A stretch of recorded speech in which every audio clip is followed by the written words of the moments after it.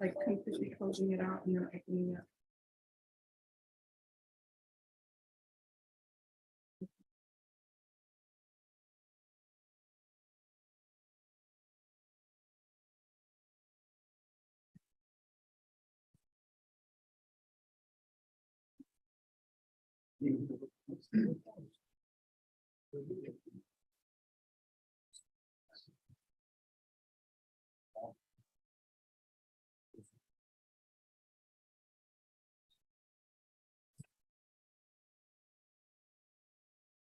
No, I don't need it.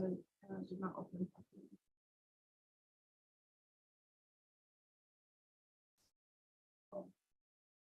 Oh, Jerk, if you're a jerk, please step out.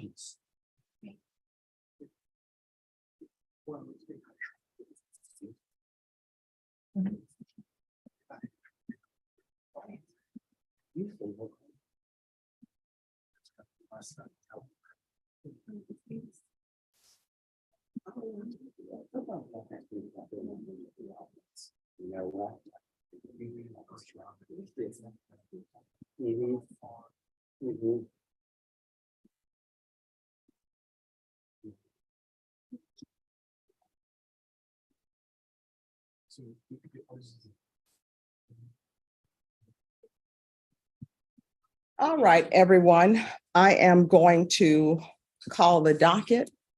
It is super hot in here today, Deputy Lauren. Is it just me or is it hot in here? I mean, are we just, warm is a kind word. Is it warm or is it hot? Not sweating that bad. Okay, so It's really the humidity. there you go. And we have humidity in the courthouse. But you know what's going to pull me through? My niece loves to watch Gracie's Corner. And you know what song they start off every morning? Good morning, today is going to be a great day. So that's what I'm singing in my head. All right, I'm going to call the docket. We have jury trial scheduled today. So when I call your name, let me know that you're here. If you don't let me know you're here, I'm going to assume you're not, and a warrant may be issued for your arrest. Karen Munoz. Karen Munoz. In custody, we have Russell Harshaw, Corey Sr., Conrad Zuniga, Jose Almanza, Justin Perry, Kevin Owens. Thank you. Philip Moser. He's present. Okay, and how does he pronounce his last name? Mosier, you got it right. Mosier. All right, thank I you. think you like to Frenchify it. I do. Mosier. All right. Julian or Julian Juarez. Pedro Sanchez. Matthew Gonzalez. Crystal Garcia. Thank you. Javier Medina. Nicole Moses. Nicole Moses. In custody, we have Louis Patrick Contreras, Donald Stockton, Gerardo Yanez. In custody, we have Rudy Gonzalez, Johnny Tejeda. Thank you.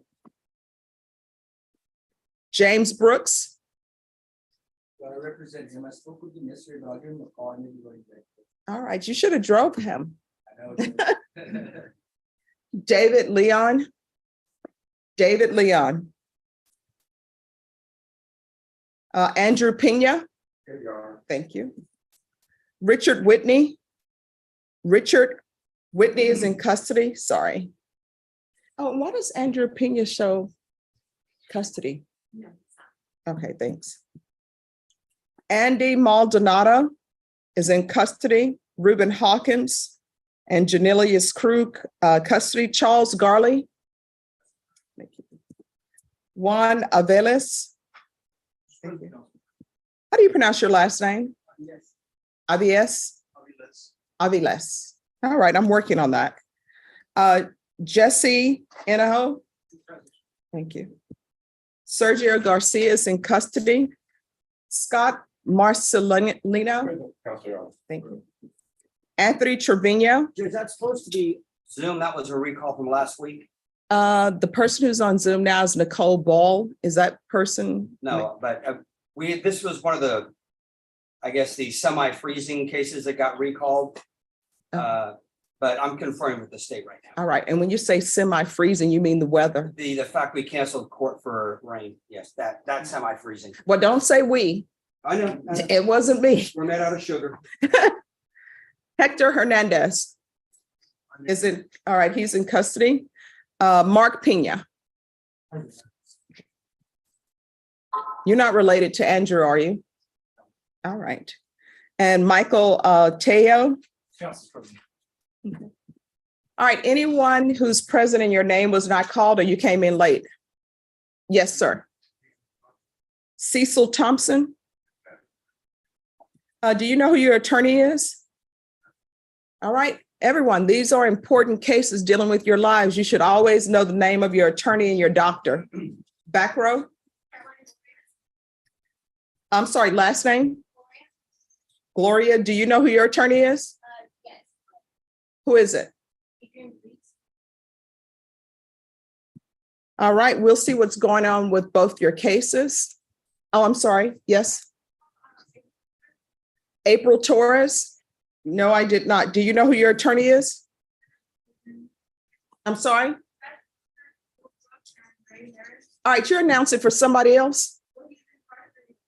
Okay, here's the thing. People announce for themselves in here. We're all adults, okay? He can take care of himself.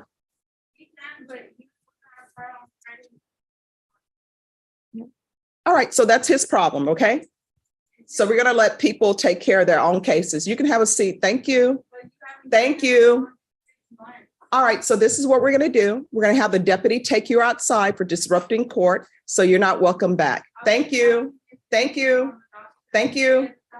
Thank you. It's still gonna be a great day because it's not Monday. All right, so is there anyone here who is a member of the jury? If you're a member of the jury, I'm gonna need you to step outside and wait outside.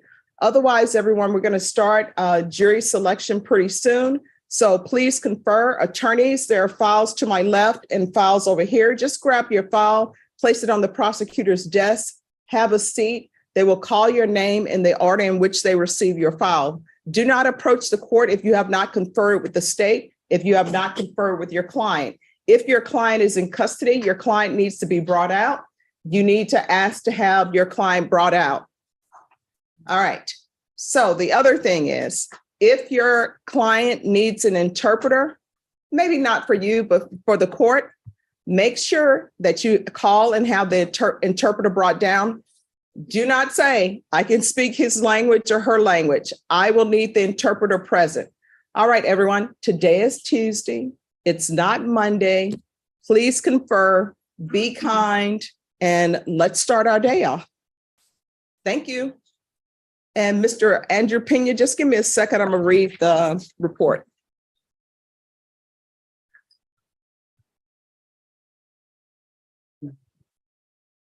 Yes. Virtually accept Texas. Some Tuesdays. It's always good seeing you. Yeah. I've got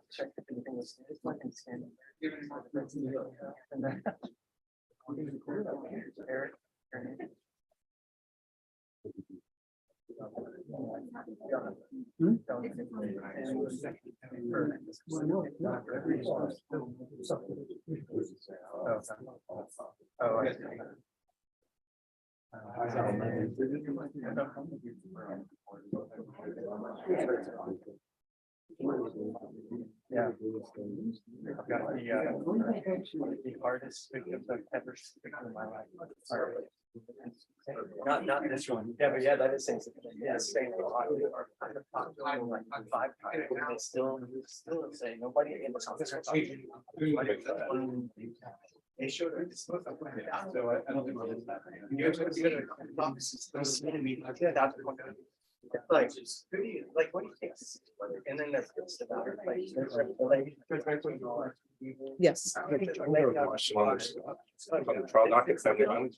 I've got cases in other courts. they're gonna, and what Say we're not coming to an agreement. Oh, okay, you need to. Can I just go to my other courts and check back with you every so often? All right, so if you've conferred with the state, then you need to have your file pulled and come up. All right, thanks. They get it. They get it.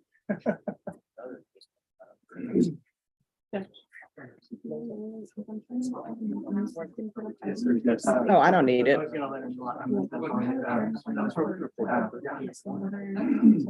was gonna get school yesterday, like, I really. Okay. I have heard, I read it down there. All right, could I see the file on Pena? Andrew. Go and get it in, maybe I can get that. Either way, I'll look at it today. I don't know if you got any pictures, but that's. And I'm sick of it. Yeah. All right, could I see Andrew Pena, please?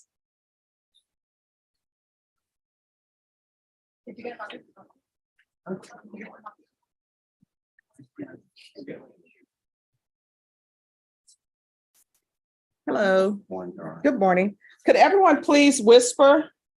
Waiting to have my attorney here, but yes. Yeah, who's your attorney? Okay, all right.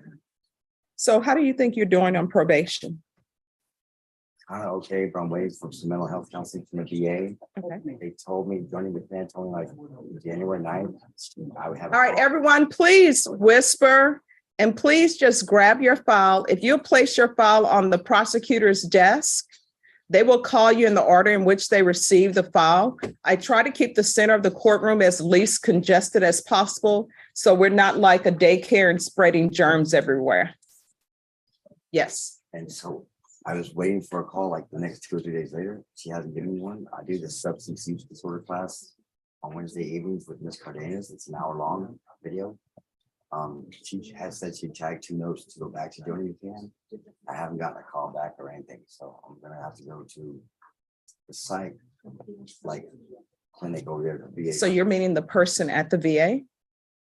Well, yeah, I'm having to go to the actual VA hospital to get extra counseling because I want some more mental health counseling. I need Okay. that, you know, because my mind is not so great. All right, and I can tell you this, probation is setting up an appointment with you for mental health caseload, Yeah, and they're going to help you with that. The only reason why they're not having it today is because we're having a compliance hearing. right. So how are you doing with your drug testing? I passed. I passed them. All right, so when's the last time you used? I did use back in December and I went to the hospital. All right, and what did you use? I drug a choice because I'm bad for that. What is your drug of choice? Bad. That now over 2 years. I've been sober. So I think almost besides the one up here, I think, well, over 2.5 years besides one time. Okay, so if you're drug tested today, what are the results going to be? Negative, Your Honor. All right, and who are you staying with?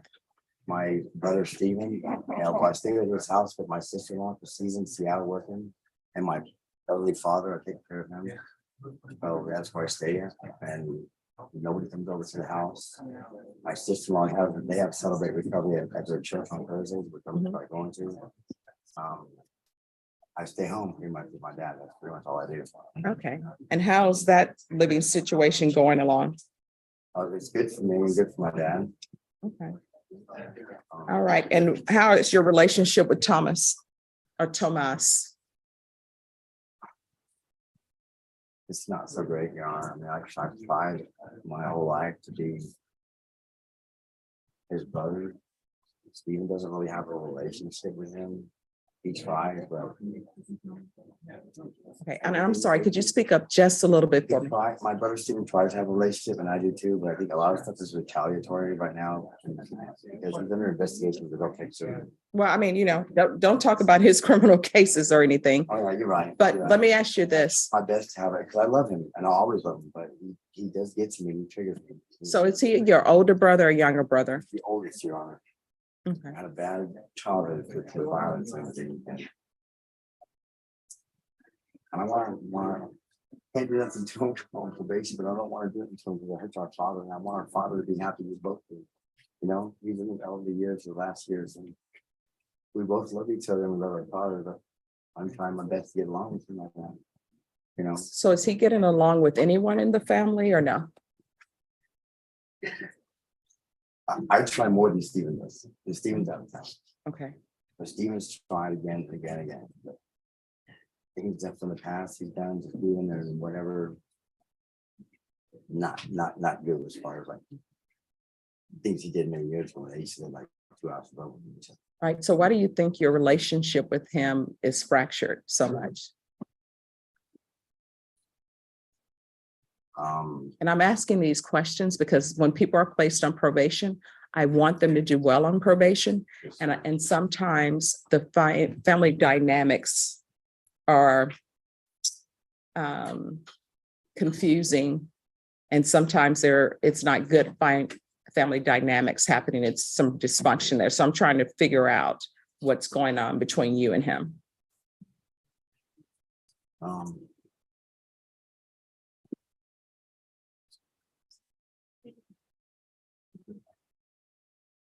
Can't really say much as far as like we try to get along, but then if we don't get along, we get mad at him, we just don't get along, but try to make it where it's gonna be bad for our father.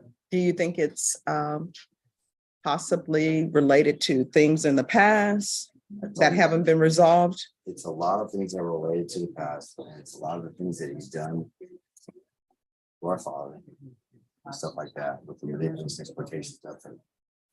Our father's very hurt right now. He doesn't have the house they used to live in. Tommy forced him to sell it. Like my brother Steven said, Andy, if you were not locked up in jail and at DVRF, that would never happen. Because Steven was out of town working. He's never been able to get a good aircraft mechanic job. He used to work for the SAPD union, but he said, I almost lost my house. So is there anything that you need from the court? I need a list of I can't find my list of my conditions, probations. Okay. And I need the court or the probation officer to give me what I can get now. If I have to wait till the maker, I need to know if there's anything in the Center for Healthcare Services that I can get more counseling. After what the VA's giving me. All right, but Sean, is that possible for him to get a copy of his conditions? So you'll get a copy of your conditions today.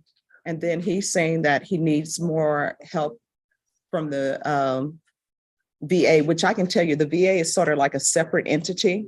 But this interview that they're going to do, or evaluation for the mental health caseload, will be a big help for you. And I can always refer to the Center for Healthcare Services. And they've already approved him for the caseload. However, they won't, since today, the compliance health hearing, they won't accept until everything is settled here. Okay. So we've already put in an email first thing this morning to the manager of the MIG caseload, so that I could get more information on how quickly you can get those services. All right, and you can let them know, please. I'm asking that it be expedited. Yes, Sean. I just want one counseling session, an individual during the week, at least one, that would help me out with my mental health more so. Okay. All right, so this is the thing, in this court, when you're on probation, communication is key. When I place people on probation, I want them to be successful at it. So be sure to communicate with them in a kind way, which I know you do, because you're communicating with me kindly. Try my best to. Sometimes I blow up, but Matt Sarantz said you can't blow up, and I'm not going to. All right. You get upset a lot. And just let them know that you need more sessions. Yeah, that's what I need. Okay. Besides going to my the meetings I used to do with them, start going again, but the celebrate recovery with my sister-in-law at the own church, I'm gonna start going to that. Okay. She sets up for it, and it's good for me to go to that. I used to go when I was at the VA, have to. All right, so I'm just going to note, and we're not on the record, that's why this is just a compliance, so that I can check in with you and make sure everything is going well. So we're going to do a UA today, and then Ms. Abrams is going to give you a copy of your conditions, so you have those. And then she's going to make arrangements to expedite whatever needs to be expedited with the mental health caseload. And if at any time there's something else you need and you feel like you're not getting it, you can always come to court. I have one more other thing that Mhm. my brother had wrote me a motion to already terminate Ryan, to turn in last week to his court. I didn't turn it in on it because I'm trying to pay my fees. Okay. He's like, you don't have to pay your fees because we were able with the VA in St. Thomas. Mhm. Bexar, he told me I have to pay him. So the judge wants me to pay him, or so the county wants me to pay him, I'm gonna pay. Sure. You know what I mean? I go by what my attorney says or what you would say with my probation. But I don't Okay. listen. All You right. know, I think that's the right thing to do is listen to y'all, because y'all are the people that know what I need to do. Okay. That makes sense. Yes. All right. And is there anything else you need from the court? No, I didn't know where do I need to take the drug test on Commerce Street or where? Oh, you're going to take it in court today. Okay. Yeah, so we'll make that happen today.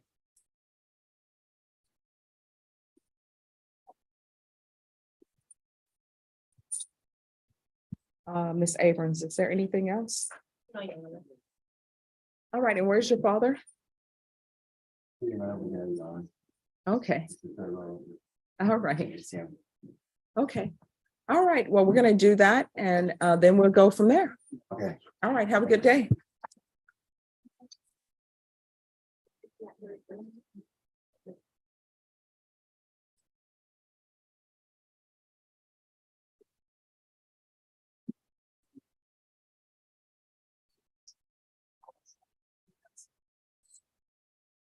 Who's here on Gerardo Yenes? I am, Your Honor. And where's Mr. Yenes? Do not know. We were present maybe 3 weeks ago on our first trial setting. He stated to the court that he was going to retain an attorney, reset today. Going to hire an attorney. All right, well, before we do anything, if you could go down to the end of the hallway, because that's where we used to be located, and call his name down there, then come back. Thank you, Judge. You're welcome.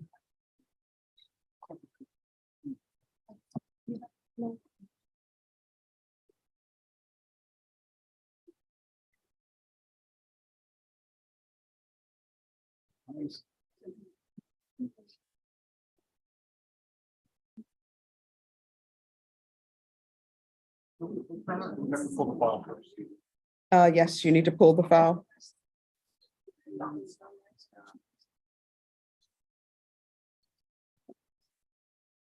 I know, I was waiting. All right, and I'll call you up when I'm ready. Thank you, Your Honor. You're welcome.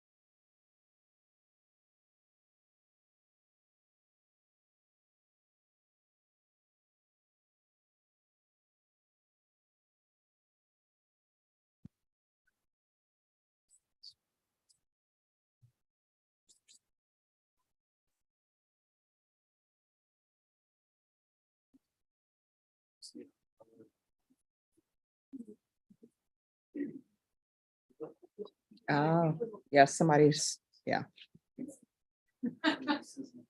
Curious guy. looking a 5-year-old. Yes.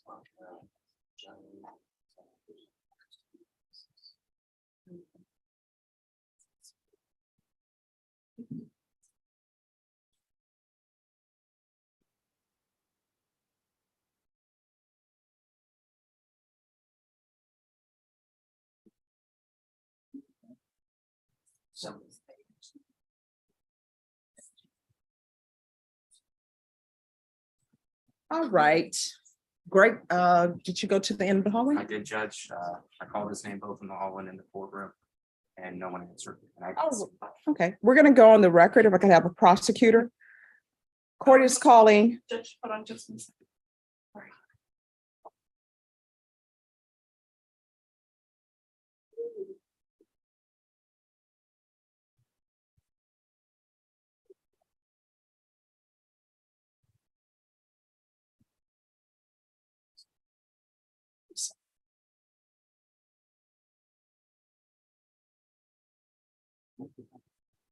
Okay, Judge, sorry. Court is calling 2022 CR 6825 State of Texas versus Gerardo Yanes. Can I have parties announced for the record for the state, Jason Garrett, Your Honor. for the defense? Andrew Cruz. All right, this hearing was scheduled at 9 a.m. It is now 9:27 a.m. Deputy Laura, did Gerardo Yanes answer? No, Your Honor, and I didn't get an announcement outside. All right. Counsel, have you had any contact with your client? Not since the last court setting about 3 weeks ago. no. All right. And of course, this court changed locations. Did you attempt to try the courtroom's previous location? I did, Your Honor, and our last setting was in this court. All right. And the court will note for the record that the last setting was actually in this courtroom on January 9, 2023. The defendant was supposed to retain an attorney and return to court today. State? State's requesting a bond forfeiture, Your Honor. All right, that'll be granted. Your client will be remanded without bond. If you have contact with your client and he makes an appearance, the court will reconsider. Thank you, Judge. All right, thank you. Thank you.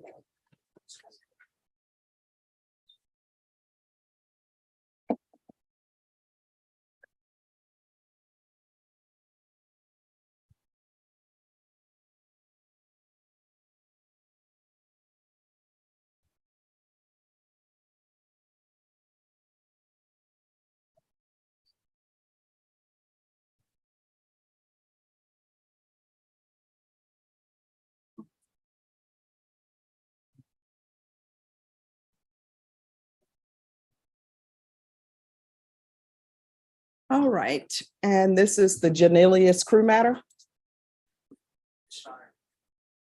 And before we go on the record, are you all proceeding on the 2020 CR 9281 case? Yes, Your Honor. All right, Mr. Crew, come down. Court is calling 2020 CR 9281 State of Texas versus Janelius crew. Can I have parties announced for the record for the state, Jason Garrett, Your Honor. for the defense? Eduardo Jimenez. And are you Janelius crew? Yes, ma'am. All right, defense has filed a motion for continuance. And that was filed today at 8:44 a.m. State, have you received a copy of the motion? I haven't viewed it, Your Honor. The state would be opposed to any continuance at this time. All right, and I'll let the state view it. All right, the state is opposed to your application or your request, I'm sorry, for a continuance. Yes, Your Honor. Can I speak to the continuance at this point? Yes. Okay, to summarize the content of the continuance, we have been asking the state for evidence, and I can produce the text if you wish, Your Honor. Since I got on the case around October of 2021, so 2 years ago, I was asking at that time, the prosecutor in chief was Tom Nisbet, for things like the surveillance cameras, footage, things like cell phone dumps. They were never produced, Your Honor. We moved through Tom Nisbet to prosecutor in chief Ryan Groomer. They were never produced under Ryan Groomer.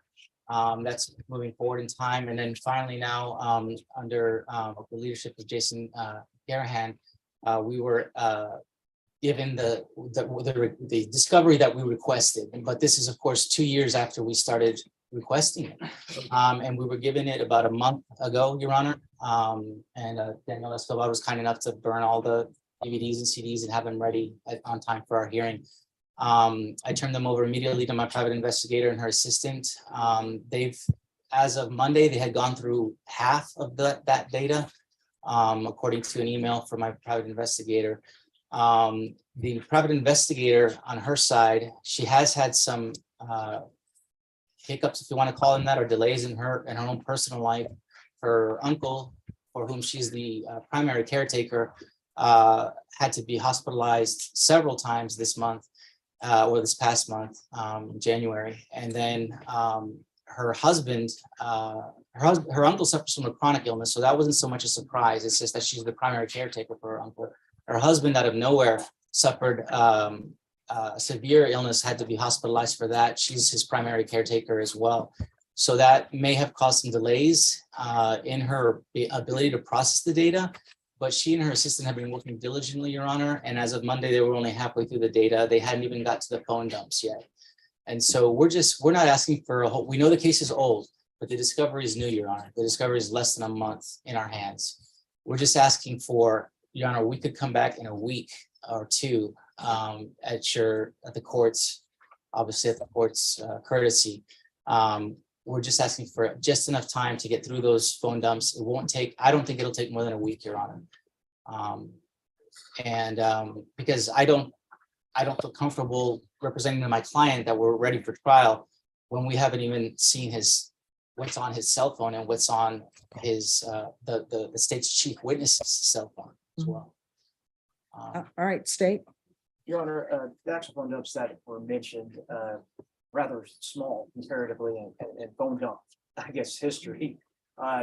Portions that the state is interested in is really relatively less than a few days from the event that happens on June 12th, 2020 until I believe it's June 18th, 2020. So it's relatively just a few days that are of key issue. So it's not relatively a voluminous amount of information that would be utilized.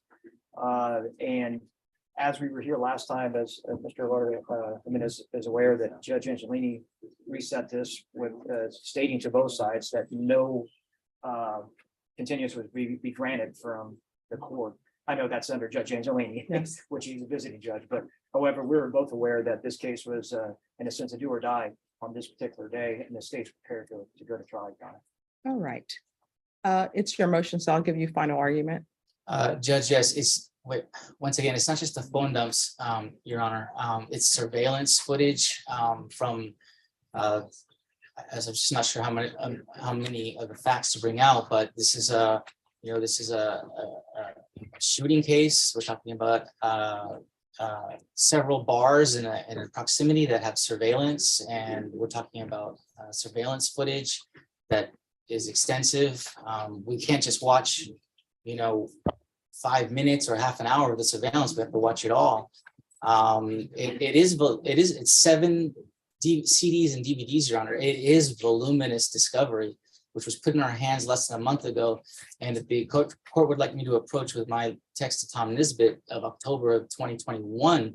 No, because this case has been going on since October 2020. I was not the attorney of record at the beginning. I understand.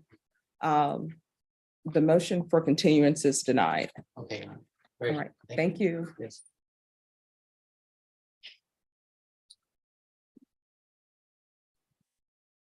Are there any jurors in here? All right, you need to wait outside.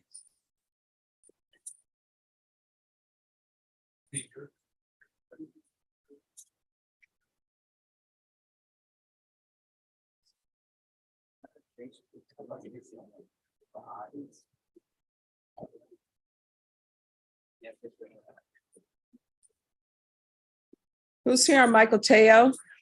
All right, you can come forward. Have you conferred with the state?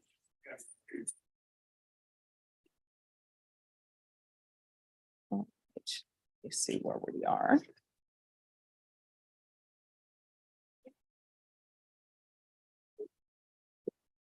Deputy Laura, is there a sign on the door or something telling jurors to wait outside? All right, thank you. All right, the court is calling 2022 CR 8111, State of Texas versus Michael Teo. Now parties announced for the record for the state. Jason Garrett for the state. Defense. Andres came from Mr. Tom. All right, and are we here for, sentencing is not till, Next time. all right. On Monday, Judge. All right, so the first thing we have, the defense is requesting return of property. That one, I think we talked about. We talked about that, I believe, that's the van. It's the van. It's After sentencing judge, the state would not approve that. Okay. All right, so are you then asking that the motion for return of property be continued until February 13th? Yes, that's fine, Your Honor. We're here for today on a motion to reduce law. Right.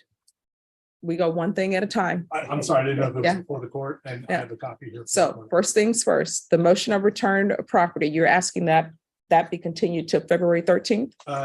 That's fine with me, Your Honor, unless the court wants to sign an order post dating it until after. Oh, sentencing. I don't post date. I understand. All right. So, yes, we're fine with continuing that. All right. And then the next thing we have is a motion to reduce bond. State, have you had a chance to review the request for a motion to reduce bond? No, but we're aware of, we've talked to defense counsel about the, what he's asking, and actually I'm reviewing it right now, Your Honor. He gave me a copy. All right. So yes, we're prepared to go forward. All right. Defense? Your Honor, we have a witness we would like to call on support of the motion. All right. If you'll call your witness. We would call Yvette Teller. Sorry, Yvette. Teller. T-E-L-L. All right. And you'll need to, I think, what do you want him to step? Mr. Dale, on this side. Good morning. If you could raise your right hand for me. Do you solemnly swear or affirm the testimony you give will be the truth and nothing but the truth, so help you God? All right, you can lower your hand, state your name for the record. All right, I'm going to need you to keep your voice up so that I can hear you and the court reporter can hear you. All right, defense? Thank you, Your Honor. Yvette, would you please identify yourself and your relation to Michael? I'm Michael's older sister. Okay. And you're aware as to the charges that are against him, is that right? Yes. And you're aware that he has already entered into a plea? Yes. Okay, and are you aware that he is set for sentencing next week? Yes. Why we are here is because we have a motion before the court requesting that they reduce his bond amount. Are you aware that there has been a bond in place on this case for almost a year? Yes. Okay, and you're aware that the amount on that is, I believe, 70,000? As Michael's sister, have you been able to be in contact with the rest of Michael's family? Yes. Okay, and have y'all attempted to raise the funds to post that bond? Yes. Okay, have y'all been successful? No. Okay.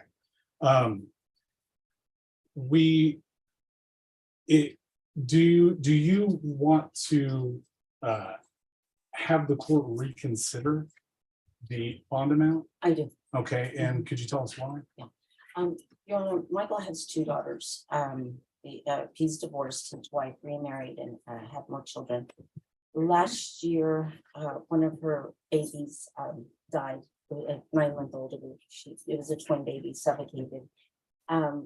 My sister-in-law's doing okay, but obviously struggling, suffering. His oldest daughter's 18, his youngest is 13, just hitting puberty.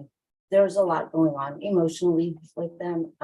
He's always been a very involved father, very active father. Again, we understand what's going on with the court, but we asked if there was any way you could reconsider, just so he could spend a little bit of time with his girl. If Michael were to be released, do you know where he would stay?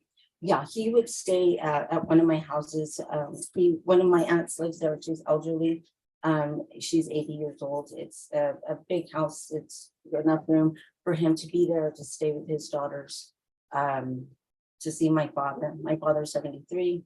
If he ends up doing his 10 years, my father will be 83. God willing, he'll still be alive, but there's no guarantee with that either. So it would be enough room for him to be able to visit and just take care of any affairs that we need to put in place with his daughters and with my father. Okay, and with Michael being able to stay at your house, would you be willing to assure the court that you would assist in making sure that Michael does everything he's supposed to and appears back in courts on Monday? Yes, absolutely. Okay, we'll pass the witness. All right, state. Yes, sure. Ma'am, are you aware of why your brother's bond was increased? I'm not. Would it be surprising to you that he failed to appear to court? Oh, no. If that doesn't surprise you, Well, no, because I know that he did not come to court. he didn't come to court. Yeah. And so why would the judge reduce it from the current bond if he didn't fail to show? Because one, I'm asking for the judge to reconsider it. But you're asking me why, that's why. I don't here saying that if he didn't show up, if I knew that, I do know that, I know he didn't show up. For over a year. And at that point, sir, I was not the person responsible for making sure that he was here. But now you are. Well, I'm willing to be. Okay. You stated that y'all try to raise funds as a family. What did y'all try to do? Well, had to consider and not trying to just go into our savings, being able to see what we could put together. My father did consider pulling money out of his 401k, but we did have to pay attorney fees as well. So we had to decide where that money would go, and that's where it went. So you do have savings that could be used for a bond note?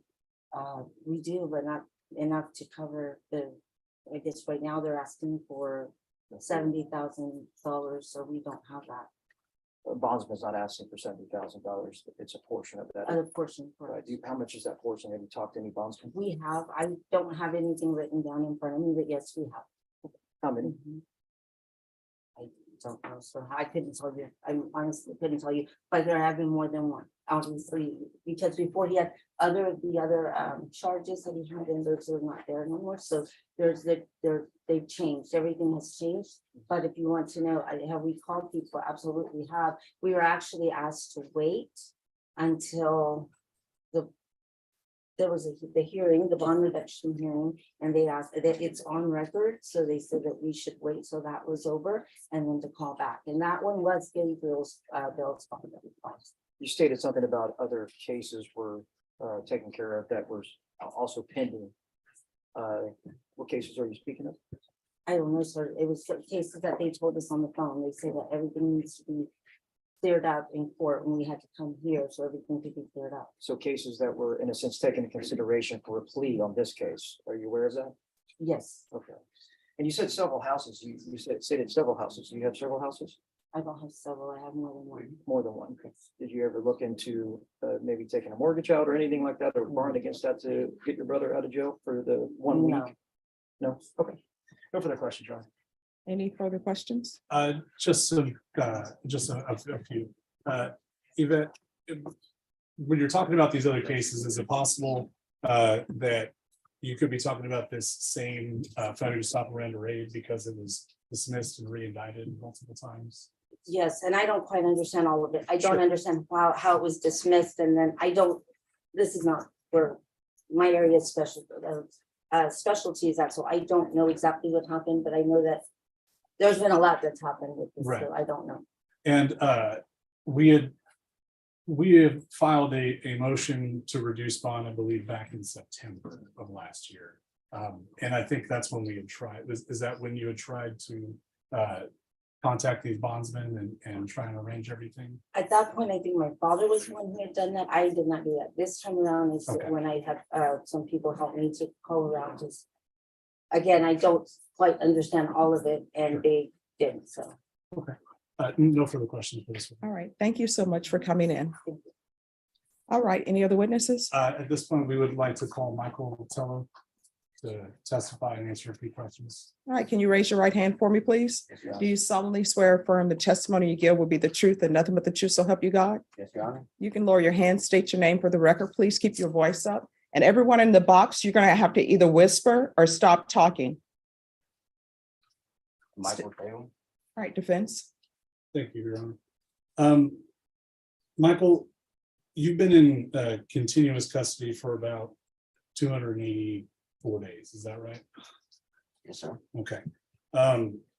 And were you living in a house prior to your arrest? Yes, sir. Okay, is that house still available to you? Because I've been incarcerated for so long, I haven't been paying the bills, so I lost the house. Okay, did you have property left there? Yes, sir. Okay, what has happened to that property? The landlord has been considerate enough to hold it for me until, everybody was hoping I could come home. I could pick up my property, but other than that, I have to move from there. Bring it back here. Okay, would being out for this short amount of time, would that allow you to take care of some things that have been building up for you while you've been awaiting the resolution of this case? Yes, sir. Okay, and you do understand that you have already entered into the plea agreement? Yes, sir. I'm doing that. Do you understand that if the judge were to grant the motion and to reduce your bond and to allow you to go out, if you were to not show up on Monday, that the judge would not have to honor that plea? Yes, I understand that, sir. Okay, and do you understand that that is a likely fear in the court and from the state because of the fact that you have failed to appear before? Yes, sir. I Okay. understand that. Is there anything that you would like to say to the court to address that? I made one bad decision after another. I can honestly say that this time being in for the continuous 284 days, that I don't want to violate the agreement that I've come to. Me and the state and my attorney have come to an agreement, and I feel like it's my responsibility to go ahead and fulfill that agreement. So I don't want to violate it, and I just want to get this done with. Get on with my life now. Okay, and what other things would you be able to take care of if you had the ability to be out on? As of right now, I've asked my sister and my father to see if they could help me with my VA benefits, but because it's not me, they can do it for me. This is something that I will be able to approach and handle firsthand if I was relieved job. So, I mean, that's one thing other than trying to do with my kids. Okay, we'll pass the witness. All right. Any other witnesses? No further witnesses, just argument. All right, Mr. Teo, what I can tell you is with regards to the VA, I mean, there are good things about it, of course, but it works very slowly. And I don't see anything being accomplished in a week with the VA. Your motion for bond reduction is denied. Counsel, would you prefer to go ahead with sentencing now, or you want to come back on the 13th? I think we'd like to come back on the 13th, just I think the main issue was the victim statement. Was why- Yes, Your Honor, the victim's family would like to be present, Okay, and that's one reason that was set off for sentencing. Yes. all right, so we'll be back on the 13th. Thank you, Judge. You're welcome. Thank you, Your Honor. You're welcome.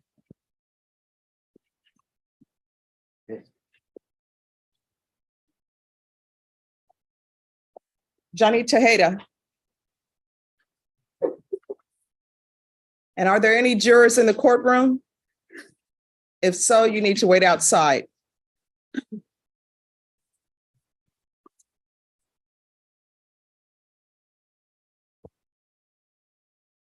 Morning, Your Honor. Good morning.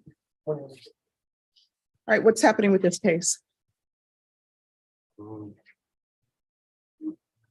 We're on the trial docket. I don't see that it's going to work out. All right, so hang around. Well, Arlene and I share a client after taking him down to County Court 11. She has his case. a Right, case in which- Kevin Owens. Oh, that's who you need to take to 11? I do, yes. All I right. represent him on his misdemeanors. Oh, Mr. Owens? Yes. Who is 11? Ma'am. Who is County Court at Law number 11? Pena. Pena. I was gonna say Pena. All right, so, Thank you. but we need to handle Mr. Owens up here first. I get it. That's what, Okay. that's why I was raising this. All right, sure. We'll look So, forward. Mr. Tejeda, have a seat. We'll see if your trial is going. All right, so next, Mr. Owens.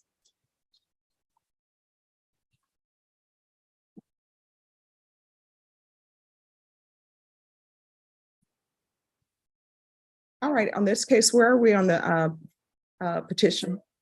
It is still pending at the Court of Criminal Appeals, Your Honor. Also, SCOTUS has taken up Counterman versus Colorado, which talks directly of whether or not true threats are needed and touches on the subject matter of our case. You know, it always amazes me, and I understand that people are doing what they're doing, but I'm sure the state is aware and defense attorneys are aware. When appeals are filed, they want your brief yesterday. And then when you turn it in, then it's, 90 days, a year, you'll get our answer when you get our answer. So to the Court of Criminal Appeals, this has been pending for a very long time. So Please, let's make our decisions. So, All right, so state with regards to Mr. Owen, I would hate for us to do something and then it's really moot. So we're gonna see what happens with the Court of Criminal Appeal. Do you have any idea when they will make a decision on stalking claims? no, I do not have any heads up, and the appellate attorney doesn't know Mr. Bennett, so we're in contact with him. So nobody knows except God. Well, I think Judge Richardson is on the Court of Criminal Appeals. I'll be like, Judge Richardson, excuse me, Bert, why haven't decision been made?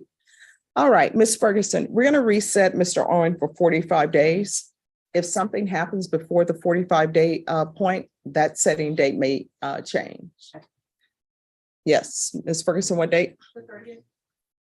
March 30th. All right, so March 30th, Ms. Ferguson will give you your reset form. Your Honor, there's just one. Counsel?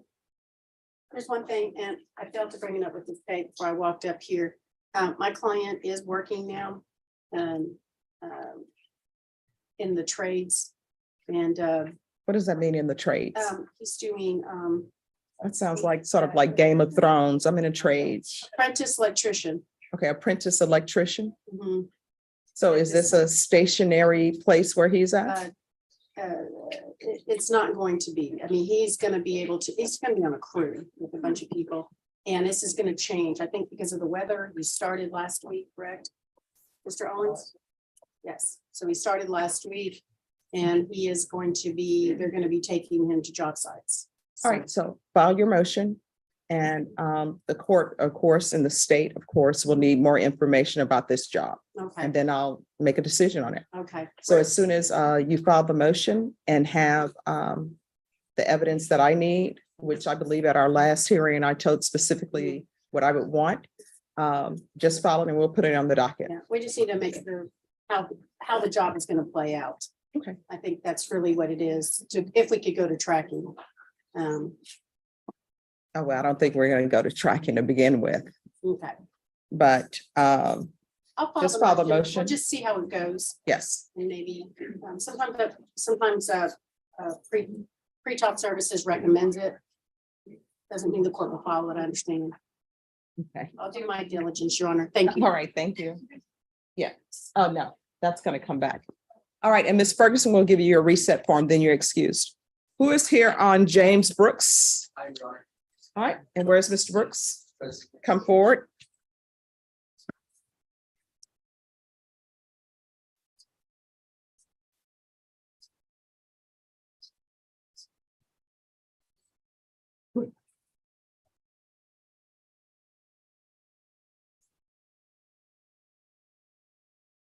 All right, Mr. Brooks, you were late for court. Why?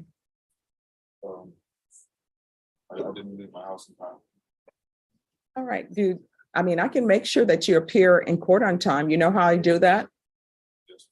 Do you want me to do that? All right, so you're gonna have to make sure that you're on time.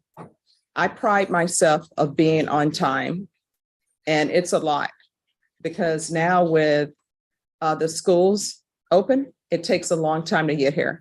So I've had the time I leave the house so I can make sure I'm here at 9. You all need to whisper over there. That's okay. So you need to make sure that you're on time. You understand? Yes, no. All right. Are there any jurors in here? If you are, you need to wait in the hallway. All right. So what's happening with this case? Yes, Judge. So with regards to Mr. Brooks, he's pending transfer to the mental health pretrial diversion program. Mhm. He did attend a screening with the case manager on January 20th. They did deem him eligible. So the last step in the process, Judge, is getting the records from Center for Healthcare Services so they can document his file in terms of his diagnosis, medications, et cetera. So I checked in with the case manager. As of January 30th, she said that those records were pending. I did send out an email yesterday to follow up to see the current status. Have yet to hear a reply, Judge. I do work with Judge Rangel with the felony pretrial diversion, the staff attorney. So I'm sure I'll see the case manager there. I can inquire as to his status then, Judge. But that's the only thing we're needing is the records from Center for Health. All right, and how long do you think that's gonna take? It's an average judge, maybe about 2-3 weeks. I can try and subpoena, if that point they're still out there, I can try to subpoena them myself, but I prefer just going the route, the usual route of the case manager requesting them and then being turned over for center, but I believe 2-3 weeks, judge, would be a good status. All right, Ms. Ferguson, can I have a 30-day reset on Mr. Brooks? And if things are done sooner than that, just let us know. Definitely going on. March 6th. Sounds All good. right, so we're gonna come back on March 6th. Ms. Ferguson will give you a reset form. And I wrote in the file that you were late, so don't do that again. So you know where the courtroom is. And you need to make sure you get up on time. All right, thank you. Ms. Ferguson will give you a reset form, then you're excused. Thank you. You're welcome.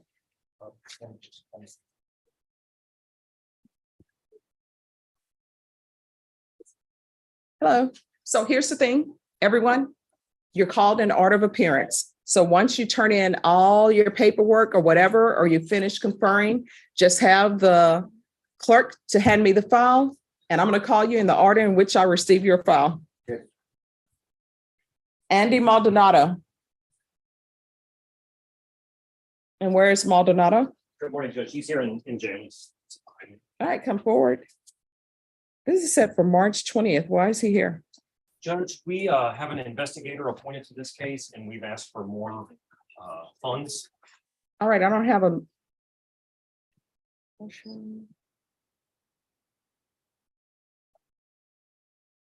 Oh, you don't necessarily have to come Oh, okay.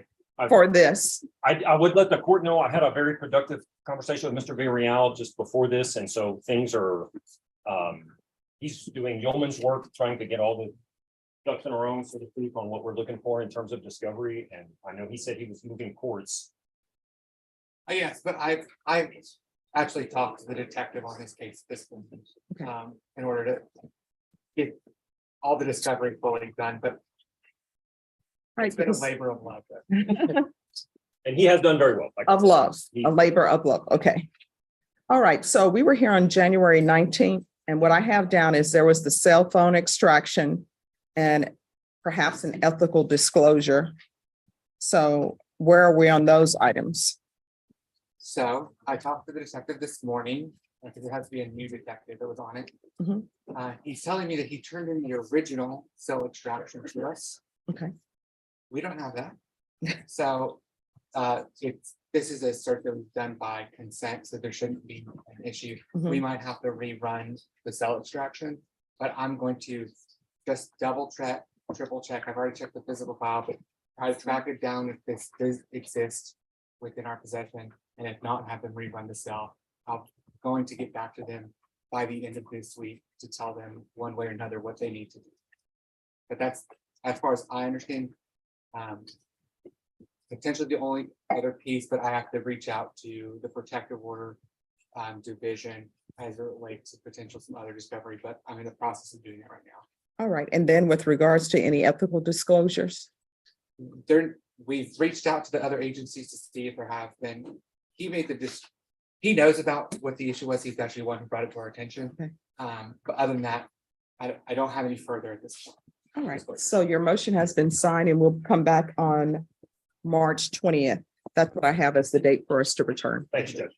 All right.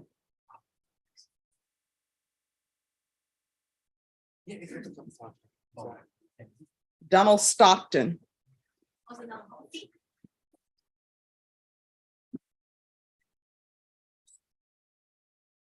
Good morning, Your Honor. Good morning. Mr. Clark is right there. Good morning. How are you? Doing well, good to see you. You too? Have a seat. Oh, So where are we on this case? So we had a little hiccup and it's my fault. Anytime a case comes from white collar, sometimes they don't scan it and I forgot to check on this. So nothing's been scanned for discovery. Okay. I intend to get that done today. And I apologize for that, for not checking before indictment. Okay, so on cause number 2022-6268, I have an acknowledgement of discovery in the file. So is the acknowledgement of discovery the one you're talking about, the 6267 case? Your Honor, there was some discovery posted online, but we just don't. All right. I had tendered him that And the state has made their file available and I have reviewed it. But I would like to actually take the information and review with Mr. Stockton, either through Zoom or in the jail. And so that's why I'm asking for a reset to get that information uploaded and downloaded so that I can review it with Mr. Stockton. All right, and have you tendered an offer? We talked about an offer last time. I haven't given him an official offer, I guess, but I can give him that today as well. All right, Ms. Ferguson, can I have a 30-day reset on Stockton, please? And I would agree with that, Your Honor. We've got some working parameters for an offer, but nothing set in stone at this time. All right, we're going to come back on March 6th, and at that time, state, you need to be prepared to make an offer, and the court's going to expect all the discovery. Yes, ma'am. All right, is there anything else? No, Your Honor. All right, thank you. Thank you, Judge. You're welcome. Have a great day. You too.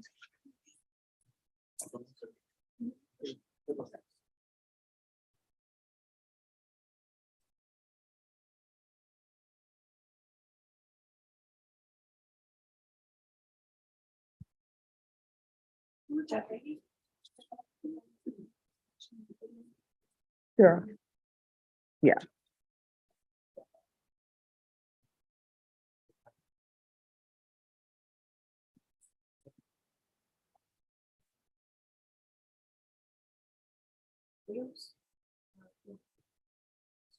Who's here on Richard Whitney?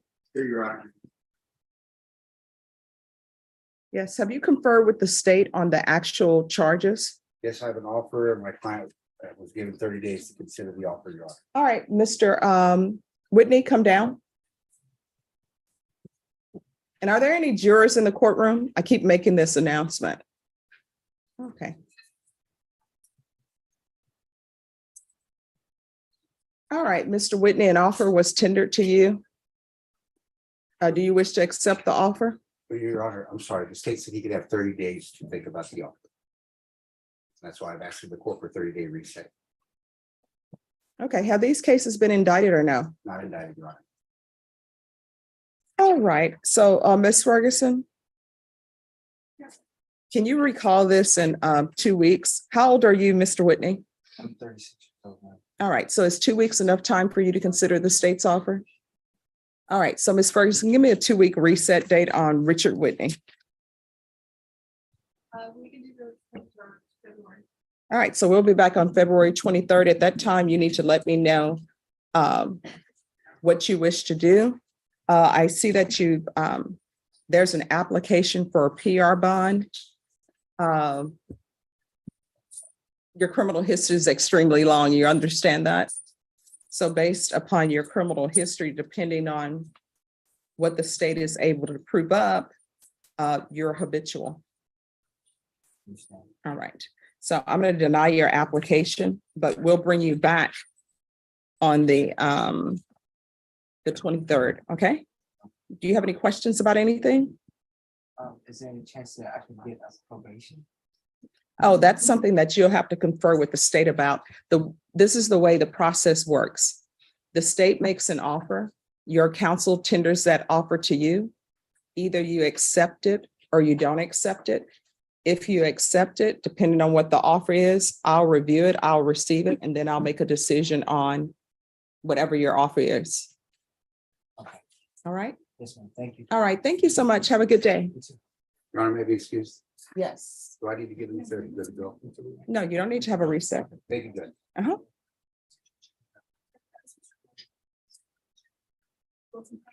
No. You have somebody named Nicole Moses Ball. That might be.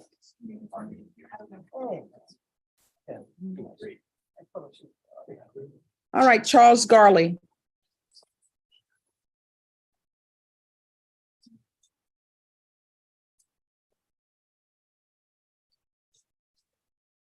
Good morning, Ron. Good morning. All right, what's happening with this case? Judge, both the state and defense have had an opportunity to review the discovery that was provided to us last week. I don't believe that we're still able to reach a resolution, so I think defense was wanting to set up a trial. Correct. All right, Miss, how long do you expect this trial to go? A day or two, Judge. I'm sorry? A day or two of testimony. All right, Miss Ferguson, I need you are on the trial docket. So, I'm on the trial docket for today's docket. yes. And So, Judge, my understanding is that we've been given a little bit of time to review the paperwork that we've been given on Friday. It kind of surprised me too, whenever Mario came in with the file. Because I have it down here on February 3rd, documents presented to defense attorney and state, the IA records. And those records are actually everything that you should have previously had, because the records that I reviewed, they're like the body cam, and you all should have already had the body cam. So we'll see. Just hang around and see if your trial is up.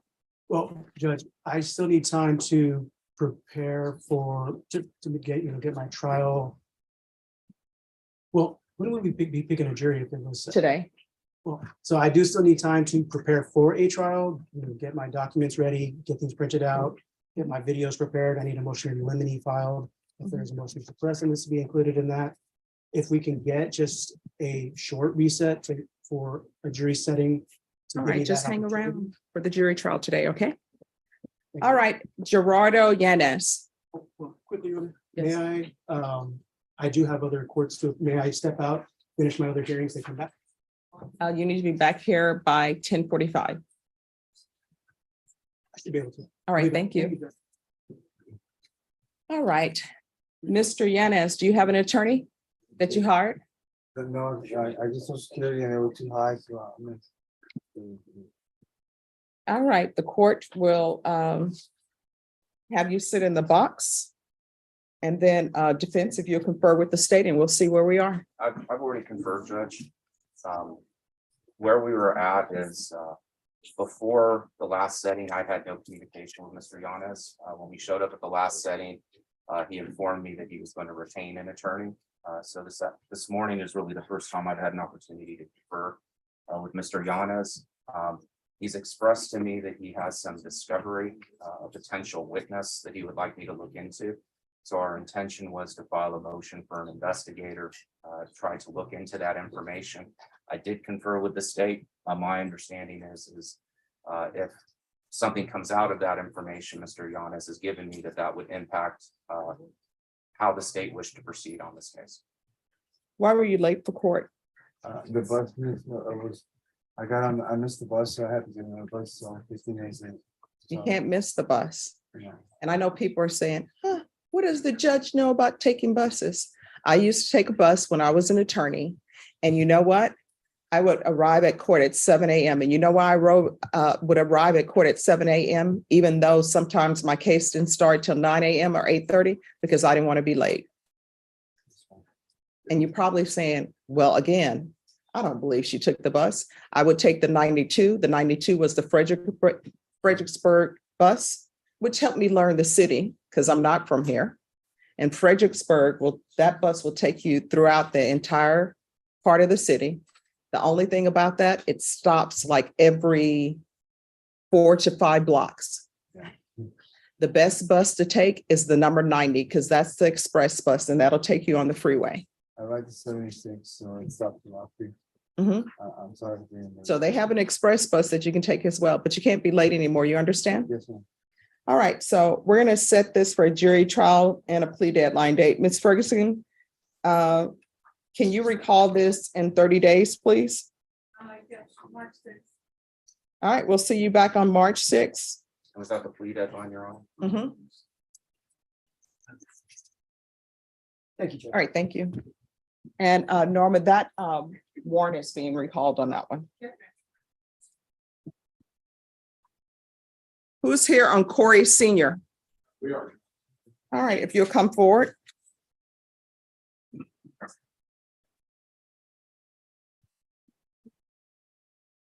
said plea deadline and trial setting? Yes. Plea deadline. Plea deadline and trial setting.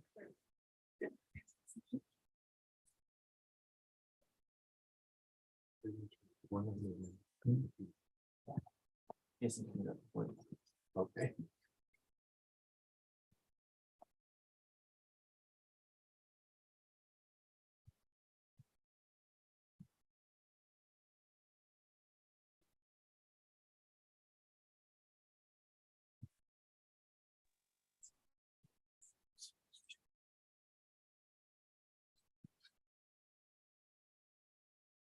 All right, Mr. Schaefer, just give us a moment. Are you all ready to proceed on the motion to revoke? Yes, sir. All right, the court is calling 2021 CR 6027. All right, I will tell you on this motion to revoke, the cause number is incorrect.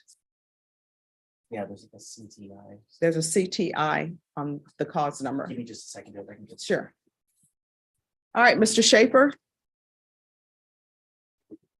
Yes, Your Honor. Yes. I have Russell Harshaw, who's sitting in the Wilson County Jail. He's the one that was bumped back there because the extraditions didn't want to hold him for today. All right, we're waiting for them to zoom in. Okay, then I'll just wait. I just need to talk with him. I wasn't able to set up a phone call. So he's All right. probably wondering what's going on. Okay, I'll put you in the waiting room and we'll wait for him to come on, okay? Perfect. Thank you, Judge. You're welcome.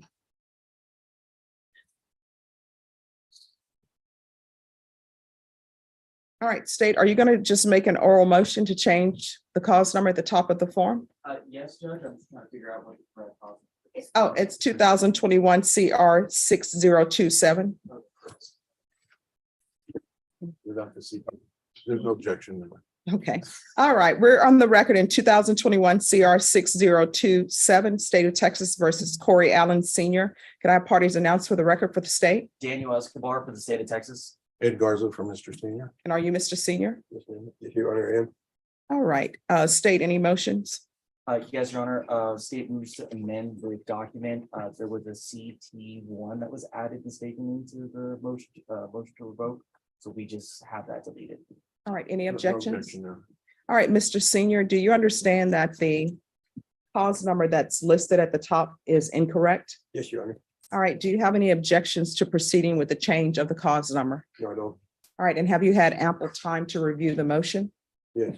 All right, and it's the court understanding is that the contents of the motion has not changed. The only thing that has changed has been the cause number. Is that correct, State? Yes, Your Honor. It Defense? is, Your Honor. All right, Mr. Senior, I'm showing you what's entitled motion to revoke community supervision and first defendant motion to revoke community supervision. Did you review those documents with your attorney? Did you understand them? Yes, Your Honor.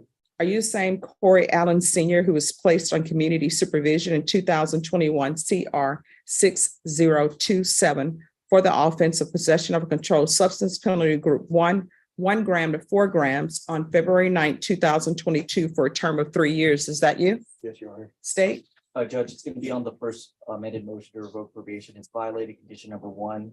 On or about the 18th day of December 2022 in Bexar County, Texas, the defendant, Corey Allen Senior, committed the offense of possession of controlled substance PG1 in violation of condition number 1.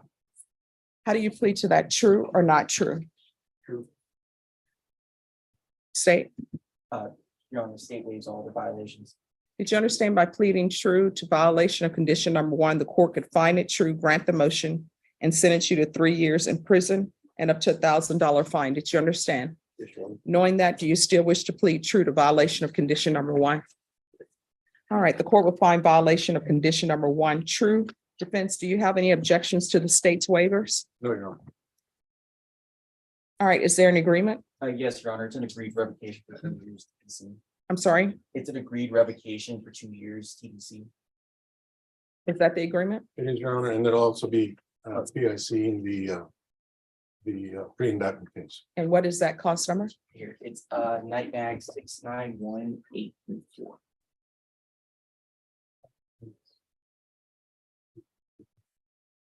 Oh, and I need your signatures. All right, Mr. Senior, are you asking the court to follow that agreement? Yes, Your Honor. Are you waiving your right to appeal? Yes, Your Honor. All right, the court will follow your agreement. The court is finding violation of condition number 1 true. The court will grant the motion, sentence you to 2 years in the prison, give you credit for any time served, taking consideration night mag number 691834. Is there anything else from either side with regards to sentencing? Nothing from the state judge. No, Your Honor. All right, Mr. Senior, I'm showing you what's entitled trial court certification of defendant's rights to appeal. Did you review that document with your attorney? Did you understand it and did you sign it? Yes, Your Honor. Because this is a plea bargain agreement, because I followed your plea bargain agreement, and because you waived your right to appeal, You do not have the court's permission to appeal. Do you understand? Yes, Your Honor. And because this is a felony conviction, you're not allowed to own or possess any weapons or ammunition. If you have a question over what a weapon or ammunition is, you'll need to speak to an attorney. Do you understand? Yes, Your Honor. All right, we can go off the record. Mr. Senior, you didn't do very well on probation. You're going to have to change your life. Otherwise, you're going to find yourself in and out of prisons and in and out of jail. If you have a drug or alcohol problem, there are plenty of places that can help you with that are free. There are NA meetings, AA meetings all over for free. You understand? Yes, Your Honor. So when you leave the prison, or who knows, you may be released from Bexar County Jail, you need to decide what you want to do with your life. So spend this time internalizing where you want to see your life head, okay? Okay, thank you. All right, good luck to you. Thank you. And then approach them. Yes.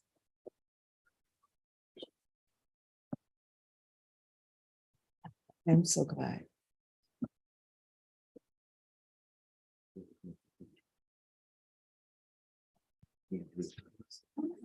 Marvelous, great. Thank you. All right. They have a good work. day. Thank you, Judge. Anthony Trevino. That's fine, Judge. Yeah, he's the defendant. He was on Zoom last week and then we got. Yes, he's in Colorado. Yes, ma'am. So I gave the state an affidavit from the complainant on the case. She has criminal charges and they have to communicate with her through her attorney. So I think they're gonna attempt to contact her to see what they want to do with the case. All right. Yes, sir. And when do you anticipate accomplishing that? Maybe within a week, hopefully. But it's probably gonna depend on how responsive her defense attorney is. See, has anybody seen the movie Pollyanna?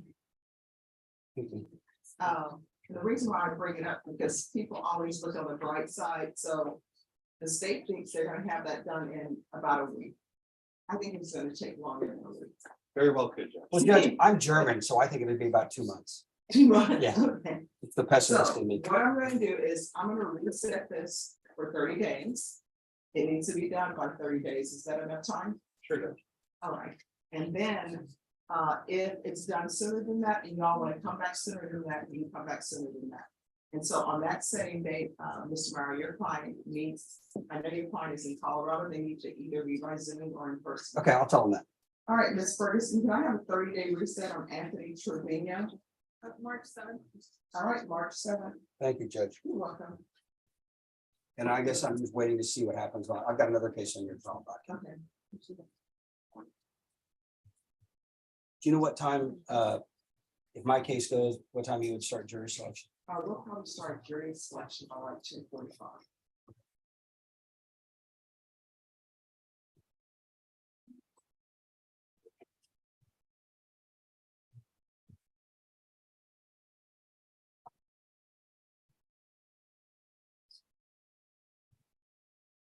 You have to buy.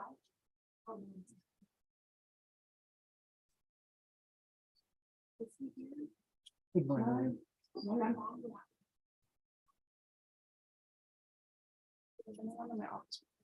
Okay, I guess.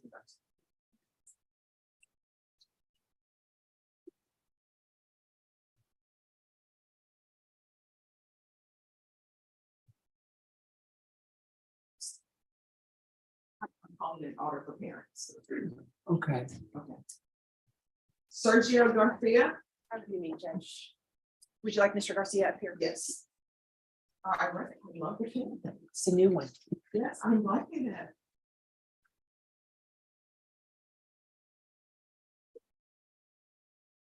All right, so I see that an offer has been made. And I know we have new prosecutors in here, so has the offer changed or is the offer still the same? So Judge, if I may, I was appointed on December 22nd to Mr. Garcia. Yes. So there's been a change of guard all the way around. So I have just gotten out of another trial. I'm about to jump into another trial. And so I would request Where are you trying your case? the 226th now. Okay. Okay, so I would request the court a 30-day reset so that we can come together on this and make sure we have all the discovery and know what's going on. All right, Ms. Ferguson on Sergio Garcia. Can I have a 30-day reset? That would be your discovery in state.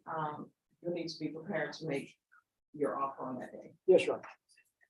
You can do March the 7th. That would be great. Yes. All right, so we'll see you back on March 7th, and I do have you on the docket sheet as being recently appointed.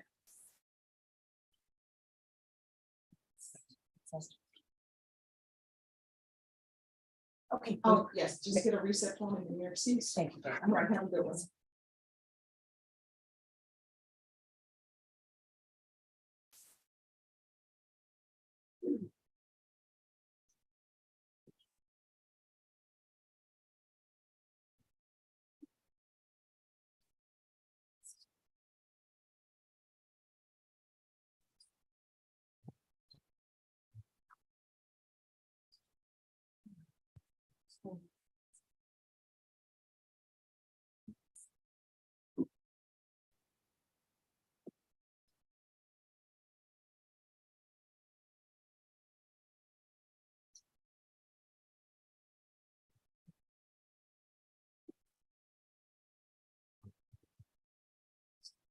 Who's here on Javier Medina?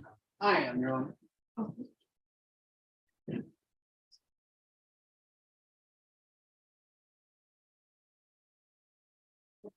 All right, so we're here for a jury trial today. Yeah, And where is Mr. Medina? Right here. Hi, Mr. Medina, how you doing? Fine. So, Medina had an accident. To this side? No, yes. Yes. Mr. Medina had an accident in court and he's ruined. And he's here in shorts. It's the only thing he is. I request that we move that one day delay so I can get his property address for the court. He also, I have had an issue with e-discovery. And then when I tried to download the videos yesterday, so I could make a little copy for myself, all I got was error message. Try again later. And that happened all day long. All right, so that can happen because he's scheduled for trial today. Pardon me? He's scheduled for trial today. I know he is. So hang around. All right, thank you. All right, Kevin Robinson. Hello. Good morning, guys. It's an off docket matter. Mr. Robinson is set for a compliance hearing on Thursday. We were just asking to see if we could be recalled for the following week, only because I have to be out in Uvalde. We've got another attorney out that has to be out in DeWitt, and we've got another attorney out. So we're just shorthanded on that day. So we wouldn't have anyone to complete. We're just asking to be recalled for the following week on the Thursday. What is the reason for the compliance? Did you not report? No, I'm sorry, discovery compliance, Your Honor. Discovery compliance, yes. So we're just giving the city one more week, but we were just asking for one extra week to be back, and we should be back. We could be back either when Thursday or Friday of the following week of next week. And why? How many attorneys are in your office and why can't they be here on this date? 'Cause this is the date that was agreed to. Yes, Your Honor. We had one attorney that's out. And then we've got two other attorneys that are going to be out of county in district courts in Uvalde County and in DeWitt County. So it's the district court in Bear County not as important? No, it's not, Your Honor, but we just weren't able to get those other cases reset in order to be here for this case. And so we're trying to get our schedule all figured out, but we lost an attorney, not lost, but we just have one that's now going to be unavailable. We didn't realize that she was going to be unavailable. All right, I'll see you all on the night. Okay. Thank you.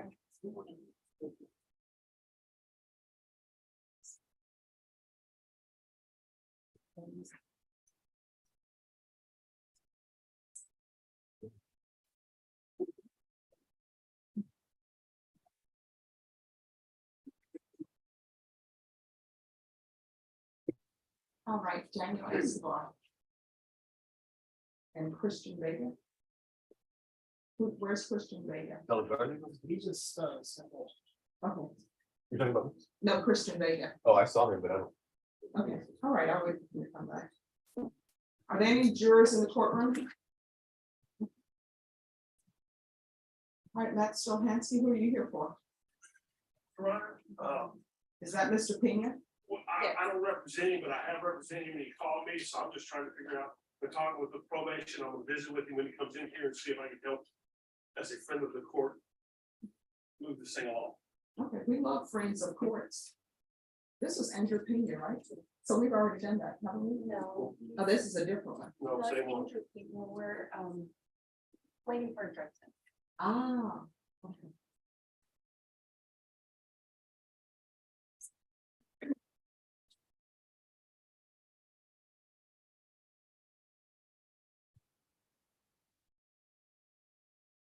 And Ms. Burns, do you have any information? Ah, here's the jail.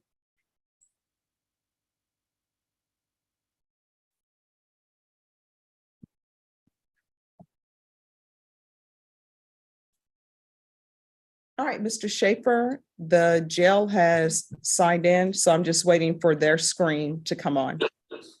Wonderful. Thank you. You're welcome.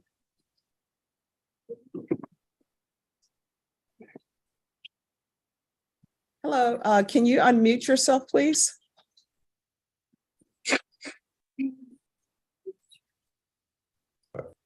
All right, thank you. I'm going to send you to a breakout room with your attorney. I'm going to send you to breakout room number 2. Okay. All right. Thank you, Judge.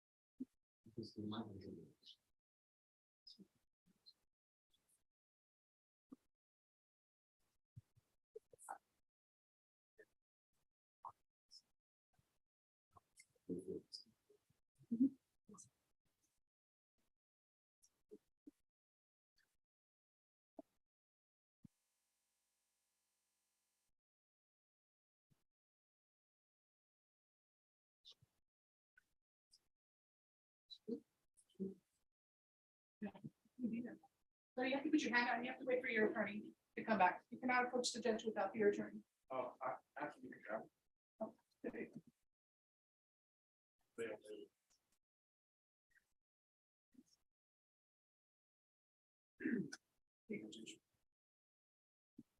Thank you. All right, who's here on Luis? Is there Luis Contreras here? He's a judge. All right. Deputy Laura, can you let Mr. Contreras know that his attorney is in a jury trial and at 399, but we'll reset him? Ms. Ferguson, do you know what they're trying there? I don't know, Jackie just text and they just started picking. All right, so let's recall this in 2 weeks for jury trial.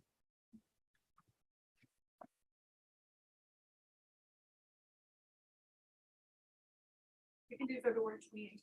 All right. So state, Luis Patrick Contreras is being reset for February 28th.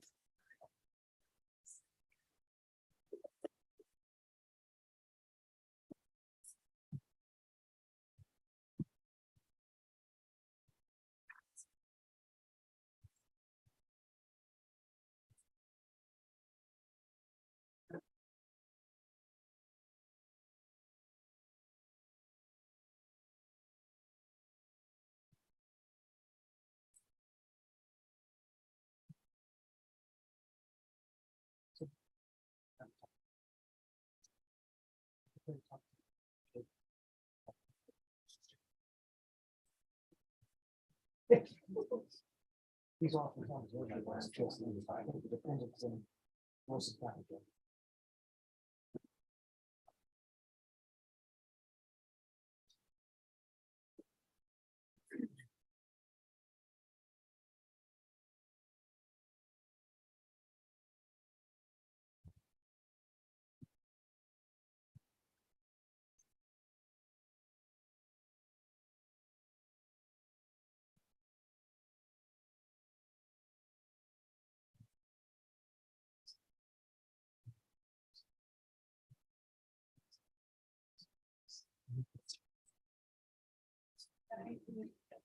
not, I'm gonna shut down this after you start. Okay. Yes.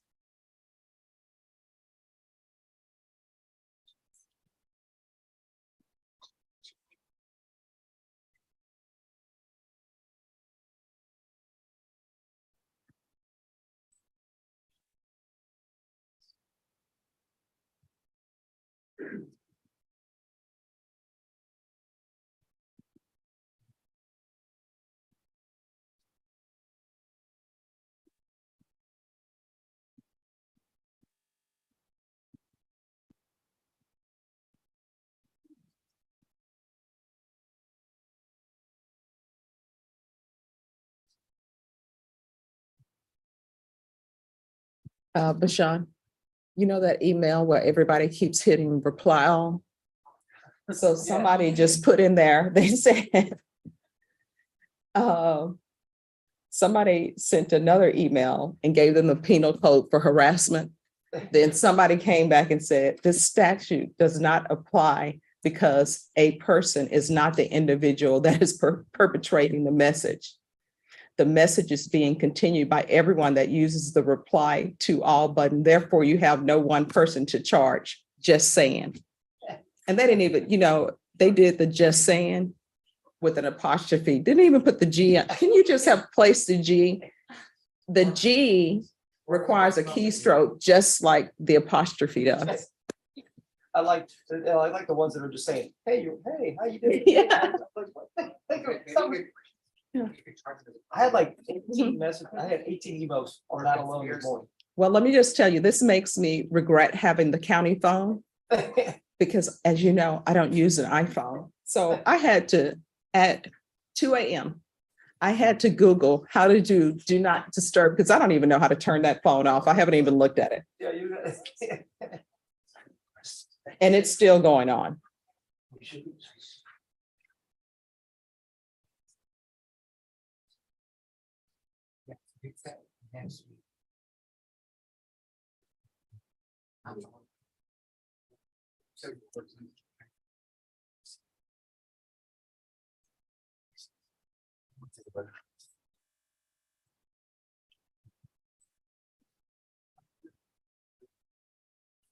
Choose 2022. Yes, 1075. The state of is not.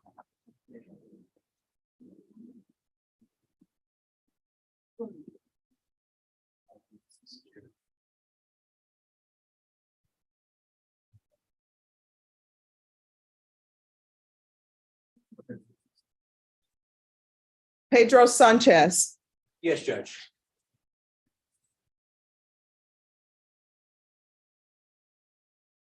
All right, what's happening with this case? So Judge, the state has conveyed an offer without going to specifics. I think there's a very real chance we'll accept the offer. However, I do want to have an opportunity to go over the evidence on both cases. You got a felony and a misdemeanor pending. With regard to the offer, I think we'll accept it, but I'm asking for one reset or a partial reset to be able to go over with my client. All right. And his other case, Judge, is it's set next week, so if we could have at least past, his other case is on the 14th, and so we could have at least past that on reset date. All right. And I think realistically will be resolved, but if not, then we'll be a trial. All right, Ms. Ferguson, can you recall this back after the 14th? Yes. So put it towards the end of February. I can do March 2nd. That works for us. We're in town.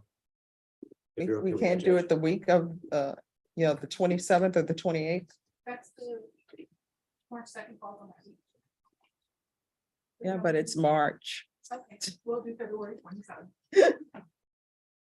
All right, so we're gonna come back on February 27th. At that time, you need to let the court know whether or not you're accepting the state's offer or not. After that date, the court will not consider any plea bargain agreements with Docket cause. Otherwise, you'll have to enter a plea open to the court. Do you understand? Yes, ma'am. All right, they'll give you a reset form, then you're excused. Thank you, Judge. Always good seeing you. You as well, Judge. Thank you, brother.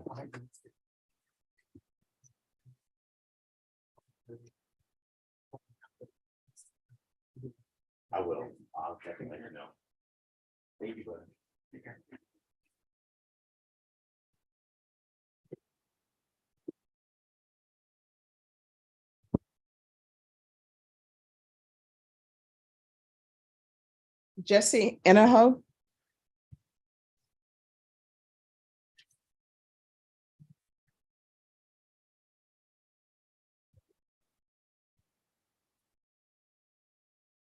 All right.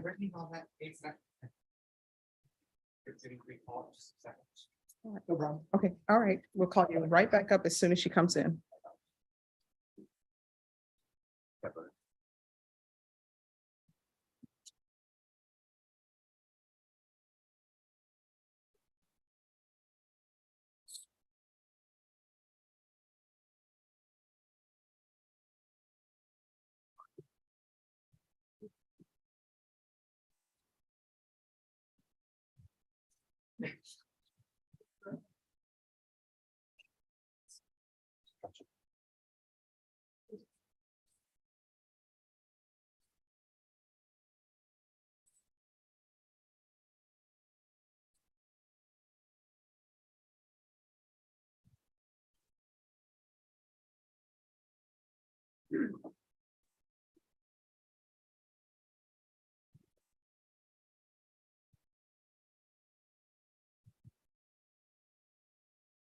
All right, and Norma, we need Anthony Cantrell here.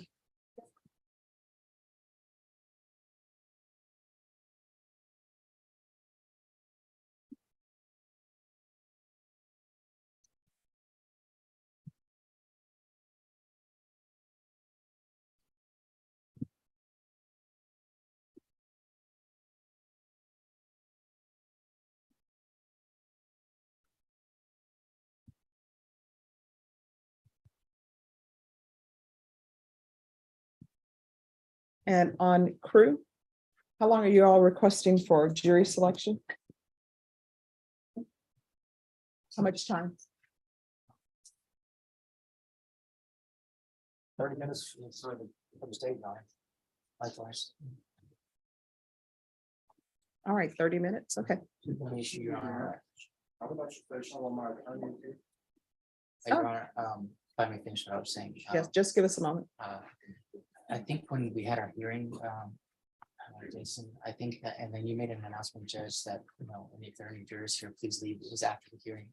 I was told by the attorneys that were sitting here that three Yeah, individuals. we'll remove those 3 So, people. okay, just outside of us. Sure, no problem. I was just making sure we saw it. All right, sure. I saw the 3 people. And Judge, just before we proceed, we'd like to put what the last offer was rejected Yes, on the that's- record before we actually correct you about that. All right, sure. So let me step out of the courtroom and I'll allow you to put the offer on the record. Yes, Judge. All right, thank you. Thank you, Judge. So I'll step out now and if you all could do that. Yes.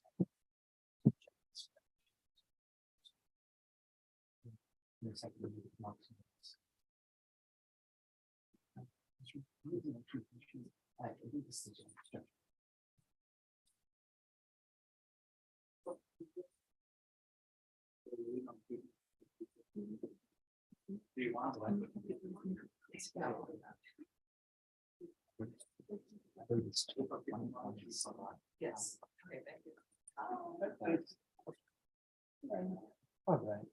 All right.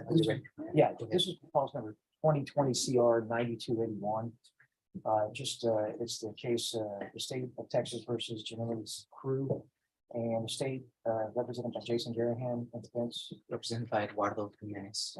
Mr. Crew is present, is that correct? Yes, sir. And the last offer that was presented to the offense was 20 years on aggravated assault with a weapon, waiving the habitual status, which would make him a 25 minimum to life. And he rejected that plea. Is that correct, Mr. Jimenez? To my knowledge, that's correct, but I would like the defendant to be able to speak on his own behalf. Please answer the question. I wanted to speak to the judge, but on that time, I was still looking over some more things so I can make a proper decision. So I'm going to talk to your attorney. Is he rejecting the 20 that was offered previously? In the past, he's rejected it in our conversations. Apparently now, as we're going on record, he's saying he's contemplating it. I would only accept it from him. I can't decide. No, I'm sorry. I just wanted to put that on record. Yes. I just want to also put on the record that no confusion that if we do proceed and get a guilty going into the punishment phase, we prove up 2 prior judgments that we have habitual status and 25. Are you, if you were, sorry, just a second, if you were to be found guilty for going to the jury for punishment. To the judge. All right, so let me know when you're done. Thank you, Judge. Sorry, I'll read it. I'll restate that. There's one that he is aware that if we do get the punishment phase, we get guilty and the guilt innocence. And if we go to the punishment phase, he'd be a minimum of 25 years to prove up the 2 prior judgments. Yes, I have, well, I've explained to Mr. Crew and that 25 is the minimum for somebody who has habitual status. I've shown him the indictments that he's indicted as a habitual offender. And if they can prove up at sentencing, should it come to sentencing, if they can prove up at sentencing that he is indeed a habitual, that's 25 minimum to life on each of the cases that he's indicted on. And he was also aware that his prior deadly conduct firearm would also be dependent as a punishment phase. Correct. Okay, I just want to make sure he's aware. I'll let y'all confirm. I mean, we haven't really got an answer from Mr. Crew at this point, whether he rejected or not, but I wanted to make sure that it's on the record. If we go to trial, that there's no mistaking that he was off the bat at some point. Okay, Absolutely. thanks. Off the record. Thank you.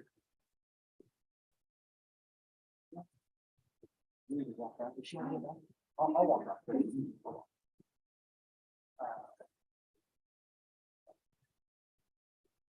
Sorry, it's supposed to be like this, right?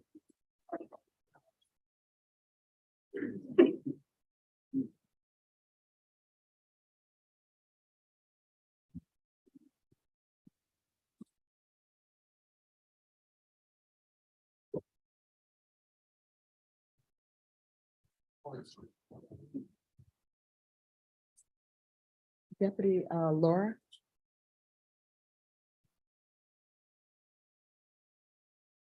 Since they're telling me that it's only gonna be 30 minutes per side, what I'm thinking about is having the jury come back in the afternoon. Tell them to be here at 1:30, and we'll make sure we break by 12. All right, tell them to come back at 1:30 and tell them do not come in the courtroom until we call them in. All right, thank you. All right, thank you.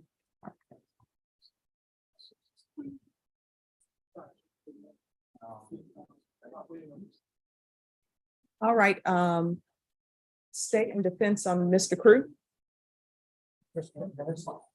I'm sorry.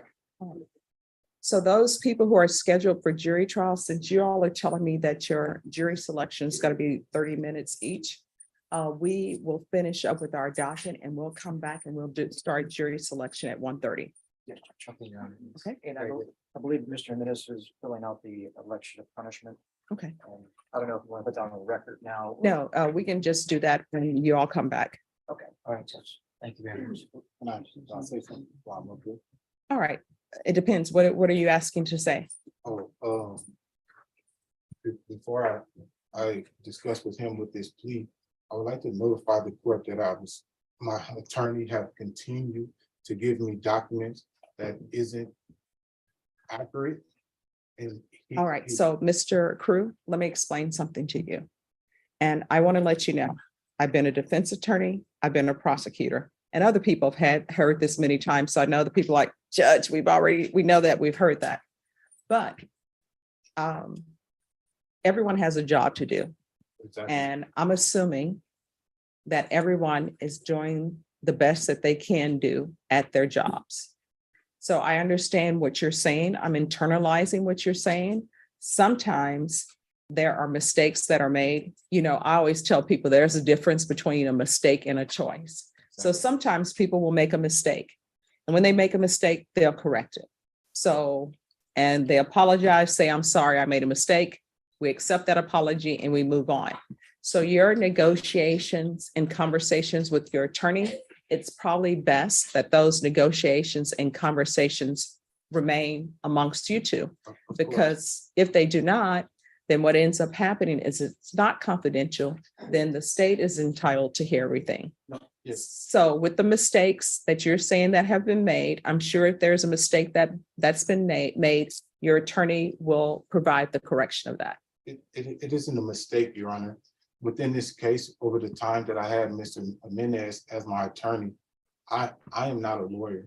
And I've been doing all the work all the paperwork that he has in his bags, as I don't have in his hand now, are paperworks that I have gave him that he has copied Mhm. with this. Well, I will tell you, my understanding is, I believe your attorney is retained, is that correct? Correct, Your Honor. Right, that's who you hired. You had a previously court-appointed attorney, so the attorney you hired is the attorney that you go to trial with. Now, if you want to hire another attorney, you're more than welcome to do that, but this trial is happening today. But I want you to know that I understand what you're saying, but that's where we are, because this case has been going on, at least with me, since 2020. And I'm sure it's been going on longer than that with whomever the other judges were. It was you. All right, so so we're going forward. Even the fact that as far as evidence, man, we haven't seen anything, man. And nothing been presented to me. You'll need to speak to your attorney. And I spoke with him, man, and that's why we was asking for a continuance so we can. Yeah, that continuance is not happening. Yes, I know that, but the point, the moral of the story is I'm being tried for something that I don't even know what's going on. I know the charges. I know. So your attorney can sit over there with the police reports and let you see them, which I believe he's done that before. And even though, and I will tell you this, Ms. Ferguson, can I have the files on Mr. Cruz? Because a lot of the reports isn't on police Well, reports. just 1 second. So these are all your files. And so usually I write on the docketing sheet, but for you, I only wrote it in one file because you have a lot of cases that are pending. Exactly. And so this case has been going on since October 2020. And I will tell you, since October 2020, I've been letting you all have your discovery compliance. I've been doing all of that, making sure you have everything. The discovery compliances have been filed in each case. So this case is going forward. So whatever you all have, or if you say your attorney's not doing specific things, I'm just here to hear cases and make decisions on those cases. And my decision in this case is you all are going to trial today. So either you all are entering a plea today or you're going to trial today. And we're going to do a jury selection at 1:30. So that's where we are. And I will tell you this, normally in these cases, when I say you have your plea deadline date and that's your plea deadline date, that's your plea deadline date. But in this case, because of circumstances, I will allow, if there's a plea agreement that's being made, I will allow you all to make your plea agreement, which I normally don't do because that's why I have plea deadline dates. So that's where we are. So motion for continuance has been denied. I'm not reconsidering the motion for continuance. We are doing a jury selection at 1:30, or either we're doing a plea on this case before that point in time. And whether or not you want to enter a plea, that's completely up to you. I don't pressure anybody to take anything. If you want a jury trial, we will have a jury trial, and that jury trial will take as long as it takes, because that's what I'm here for. I'm here to hear cases. I don't mind hearing cases, but that's where we are. So either there's going to be a plea today, or either it's going to jury trial. So that's where we are. Thank you, Your Honor. All right, you're welcome. All right. Yes. Yes. Come forward.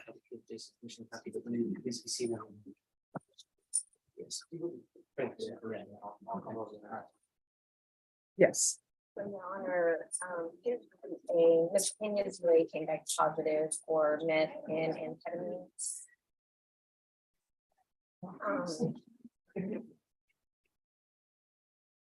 So he has a drug problem. Yes, ma'am. So here's the thing. He needs treatment. Yes, ma'am. All right. And I tried to have him, or at least I had him referred to felony drug court. He didn't want to do felony drug court. Could I see the file on Mr. Pena again, please? He also has a mental issue. Yes. So He went to DDRF. Yeah, we get DDRF, he's been to Audie Murphy, he's been the. And I said, I don't represent him on this, I can talk to him, but He needs, I mean, end of story, he needs treatment, or either he needs to go to prison. yes, So you can follow a motion to revoke. What I will do is I won't issue a warrant for him. We can do it as a summons, okay, but this testing positive, all of this needs to be addressed. And he was dishonest with the court because he told me he would not test positive. And obviously he's still using drugs. I hear you. So state and defense counsel's here on Mr. Pena. Mr. Pena has tested positive for meth and amphetamines and other substances. So I'm gonna want a motion to revoke file. I will issue it as a summons, not as a warrant, because he does have some mental health issues. And we need to figure out how to best help him. Yes, ma'am.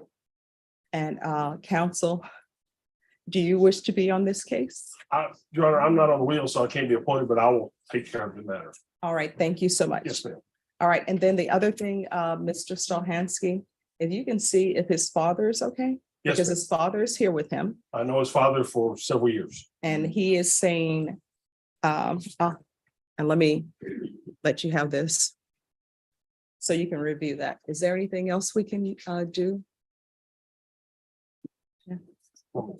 All right, so just file the motion to revoke on that, and then we'll hear it, and I'll do it as a summons. Yes, ma'am. So, are you gonna release him today and bring him back on summons? You gonna take him in, or how you gonna? Oh, no, we'll release him today because I know he has mental health appointments. Thank you.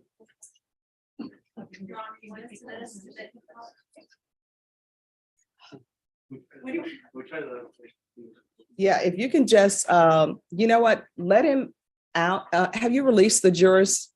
All right, so let him go through whatever route he goes through, and Mr. Stolhansky can. Yes. And Norma, when can we bring Mr. Pena back? Can we call him back and let's bring him back in 14 days? All right.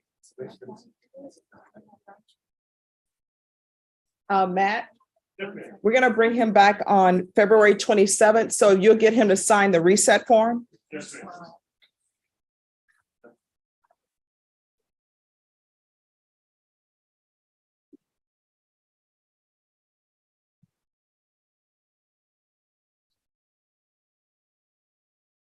All right, so where is Mr. Tilden Schaefer? Right here. I'm sorry. All right, so what is happening with your client who's at the jail? He wants to contest it. It's the short version. Okay.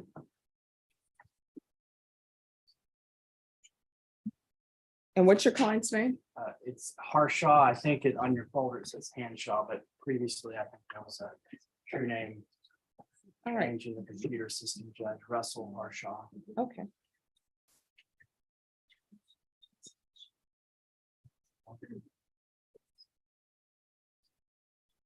It's not. There it is. All right, Mr. Harshaw, can you unmute? Yes, Your Honor. Yes, Your Honor. All right, my understanding is you requested a contested hearing? Yes, Your Honor, please. All right, so is there going to be an objection to this hearing taking place by Zoom? As long as the state can also call its witnesses via Zoom. Well, no, we're gonna object to Sam, Judge. Oh, so you're going to object to He has his, to come back. He's gonna have to bench warrant a second time. to Come back. no, so I mean, you're objecting to the state calling their witnesses by Zoom? Yes. All right, so Mr. Henshaw? Yes, Your Honor. There's a warrant for you on this case, so we're going to bring you back to Bexar County.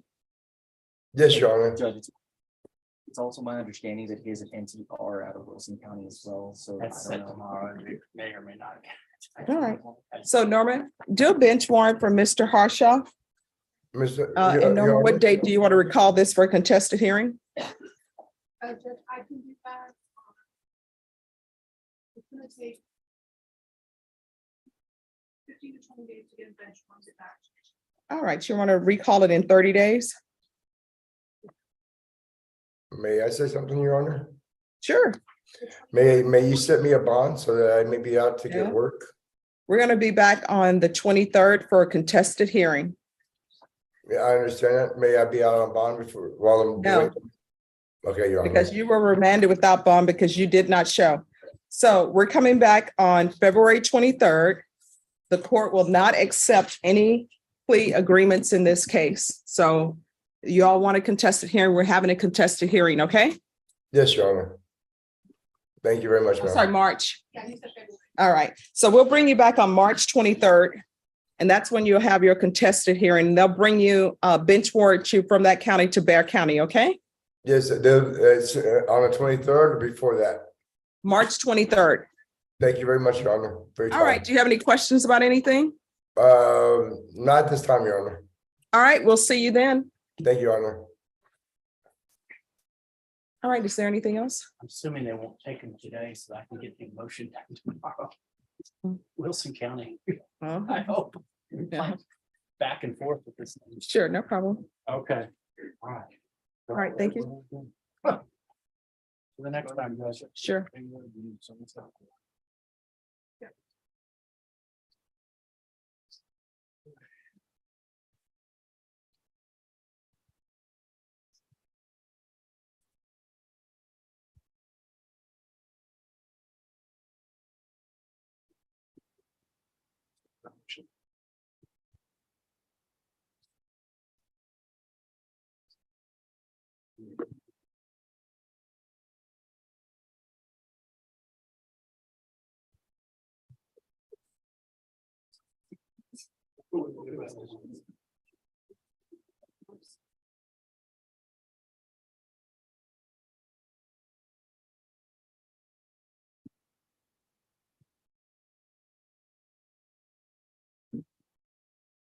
All right.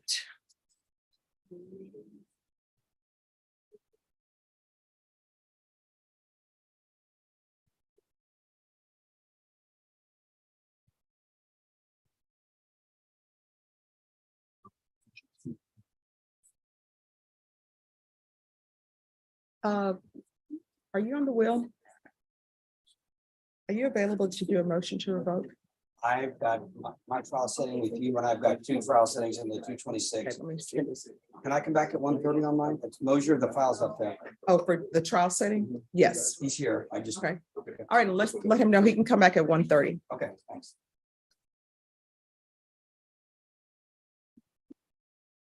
All right, Norma. Then we need an appointment on Mr. Perry.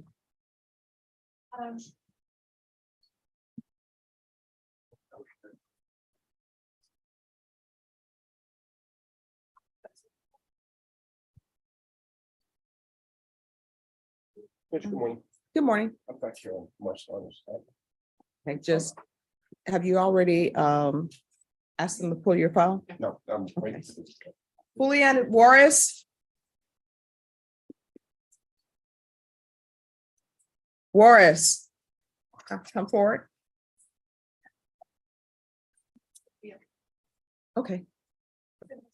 All right. Hello. Good morning, Your Honor. Hi, what's happening with this case? Your Honor, we're confirmed with the state about getting discovery. We're able to get, All right, everyone, please whisper. we're able to get discovery put on the external hard drive for us. It's Okay. about 60 or 56 gigabytes worth of data. We just need some time to review it now. All right, how much time do you need? Can I get too much? For as long as you're willing to give me. All right, Ms. Ferguson, can we have a 45-day reset on Mr. Juarez? You say, I'm sorry, March? 30th. All right, we're going to come back on March 30th. State at that time, you need to be prepared to make an offer. And I'll need an acknowledgement of discovery done on that date as well. Yes, sir. All right, Ms. Ferguson, we'll give you a reset form, then your excuse. Thank you. Thank you, Your Honor. Sure.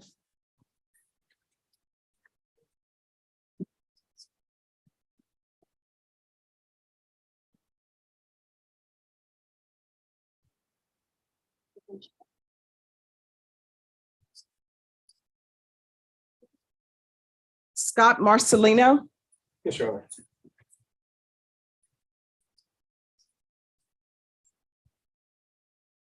This on the trial document. All right, so.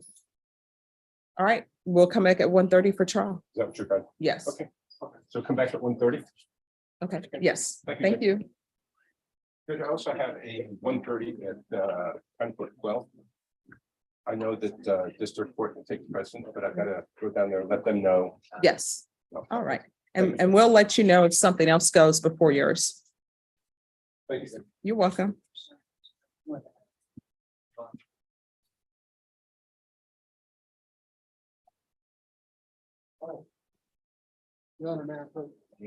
Just one moment, please.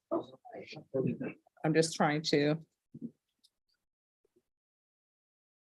do a couple of things.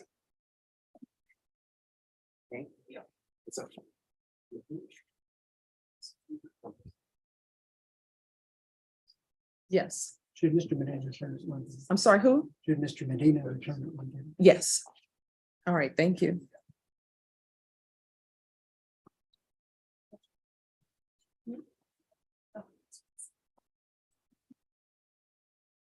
All right, who's here on Nicole Moses? Here for your honor.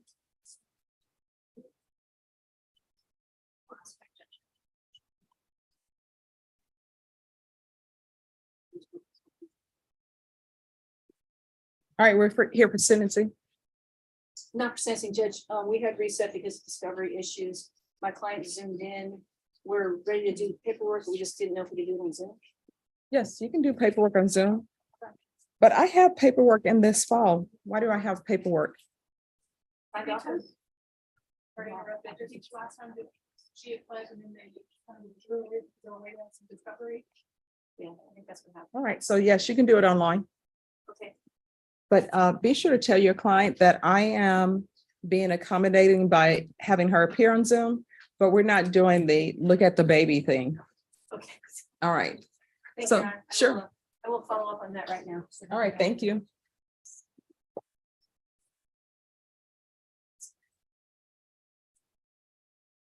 Crystal Garcia. Crystal Garcia. All right, we're going to go on the record, so I need you all to be silent. And Mr. Jimenez, if you want to move your client to, if you all want to move to that end, that way it's not interfering with the record. All right, thank you. All right, the court is calling 2022 CR 10888. Counsel, you need to be on this side. Oh, sorry. And I need someone from the state of Texas versus Crystal Garcia. Can I have parties announced for the record for the state? Debbie Cruz on behalf of the state, Your Honor. Defense? Ron Zimmerman for the defense, Your Honor. And are you Miss Garcia? Counsel, have you received all the discovery and did you review it with your client? Yes, I have, Your Honor. Court will find that the state is in compliance with discovery. Ms. Garcia, I'm showing you what's entitled True Bill of Indictment. Did you review that with your attorney? Did you understand it? Counsel, do you waive the reading of the indictment? Yes, we do, Your Honor. State, are you proceeding on the indictment as presented? Your Honor, we are. All right, Ms. Garcia, I'm showing you what's entitled Court Admonishments. Did you review that document with your attorney? Did you understand it? And did you sign it in all the appropriate places? Yes, ma'am, I did. Did you understand you're charged with theft under $2,500 enhanced? That's a state jail felony. The range of punishment is anywhere from 180 days up to 2 years in the state jail facility and up to a $10,000 fine. Did you understand? Yes, ma'am. If you have a plea bargain agreement with the state, the court does not have to follow your plea bargain agreement. If for any reason the court does not follow your plea and gives you more than you bargained for, the fact that you entered a plea will not be used against you and you will be allowed to withdraw your plea. Did you understand? Did you understand you have a right to jury trial, a right for you or your attorney to cross-examine and confront any witnesses the state would call and the right to remain silent? Did you understand by entering this plea bargain agreement, you were giving up those rights? And did you intend to give up those rights and enter into a plea in this case? Counsel, has your client been able to provide you with any defenses? Yes, she has, Your Honor. Do you believe she has a rational as well as a factual understanding of the charges against her? I believe so, Your Honor.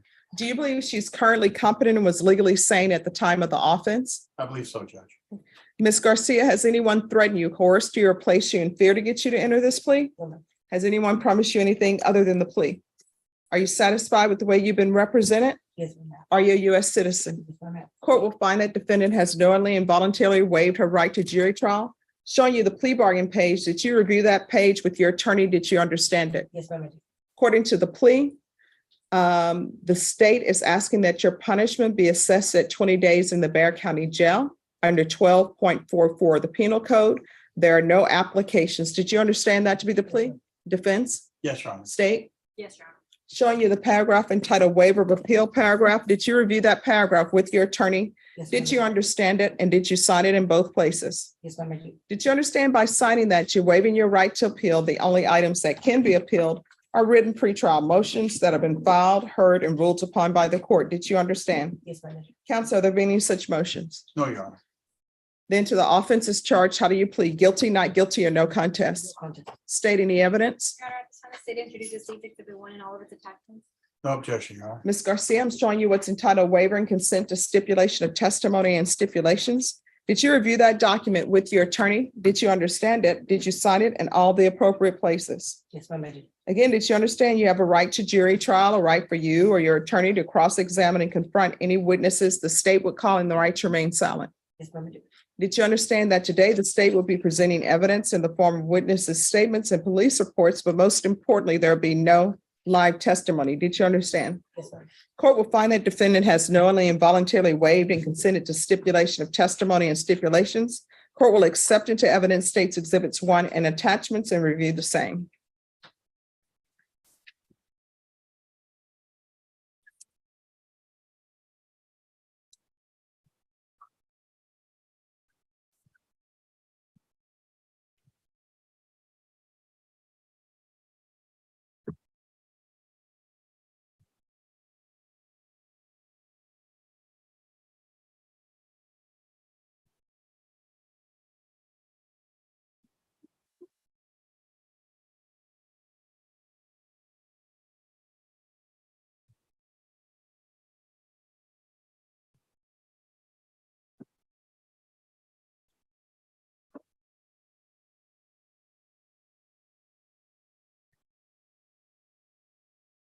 All right, after viewing states exhibits 1 and attachments, the court will find there's sufficient evidence to find you guilty, and the court will find you guilty. Are you proceeding with sentencing? Yes, Your Honor. Anything you wish to say on behalf of your client? Yes, Your Honor. She does understand the error of her ways, and she would express to the court that the court followed the plea agreement and sentenced the court or sentenced Ms. Garcia to the 20 days in Bexar County Jail under 1244. All right, Ms. Garcia, what were you stealing from Walmart? It was a Thanksgiving gift and dinner, like a item for my daughter's dinner that she needed for Thanksgiving, that or Thanksgiving dinner for that night. How old is your daughter? She's 16. And what item did she need for Thanksgiving dinner? She needed a gift and rolls and a beverage. Why? For her cheer Thanksgiving dinner. He did not let me know with the appropriate time, so I had to do it. Like, well, when I figured I had to do it. No, I mean, if it's during Thanksgiving time, what you do is you go to different places and they will do that. You can't be stealing your way through life. And this is not the first time that you've stolen. That's why you're here. So, I mean, do you want to steal your way through life? No. So are you employed currently? No. Why not? I live with my mother and I are caregiving for like us. So basically you don't have a job. No. You're living off your mom. No. I mean, yeah, you are. You're living off of her. The government may be paying for you to care for her, but you're living off your mom. You don't have a real employment. You need to get a job. You understand? Yes, ma'am. Now, whether or not you get one, that's completely up to you. But you can't go through life being an adult, depending on other people to pay for you. And your go-to, if your daughter needs something, shouldn't be, I'm going to go steal it. Because did she end up with what she needed for the Thanksgiving? No. So what ended up happening? Another parent ended up getting it for her.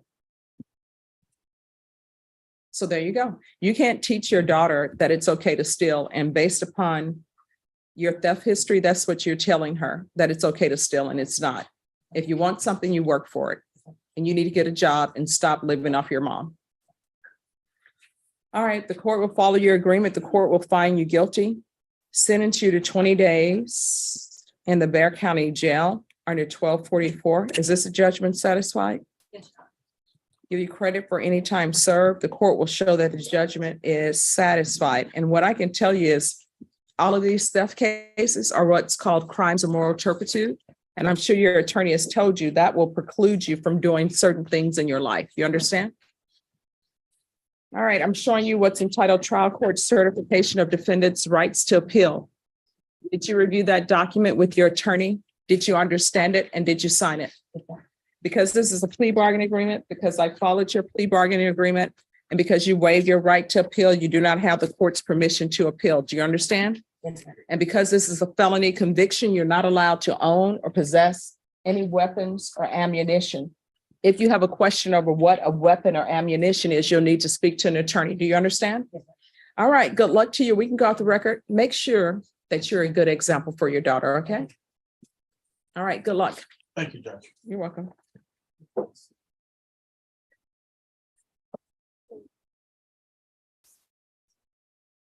Mhm. No. Unless something's changed. Jesse and a hoe.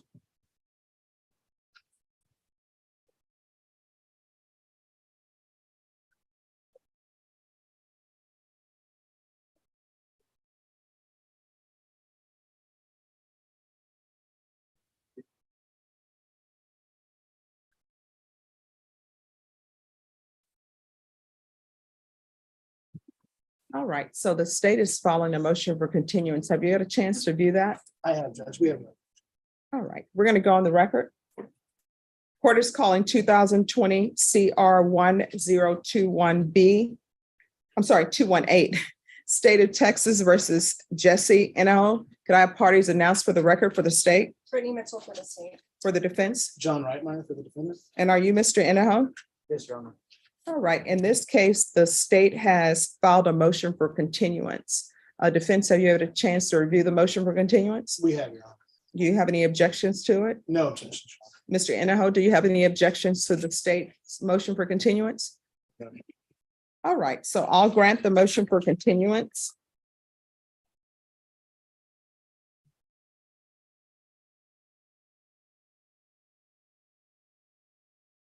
And I'm assuming it'll be easy to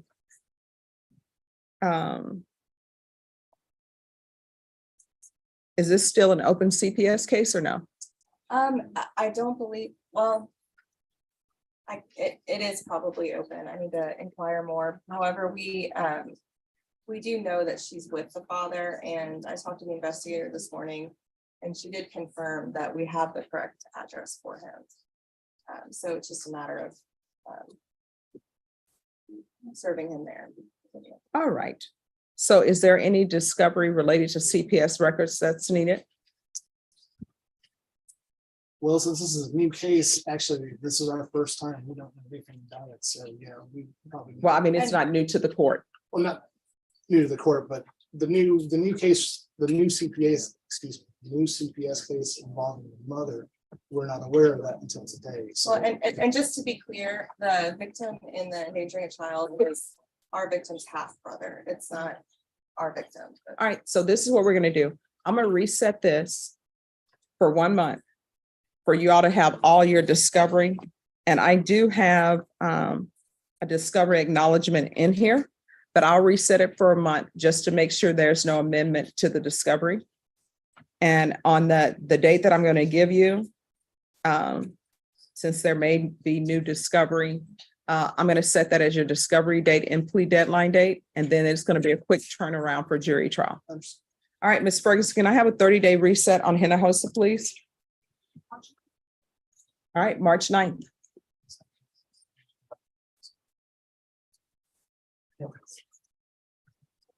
Thank you, Judge. You need to get a reset form.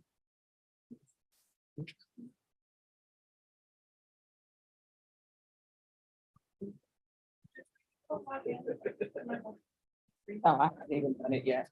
Okay. Sure. Hello, it's always great seeing you. Thank you. Good to see you too. And then all the dates.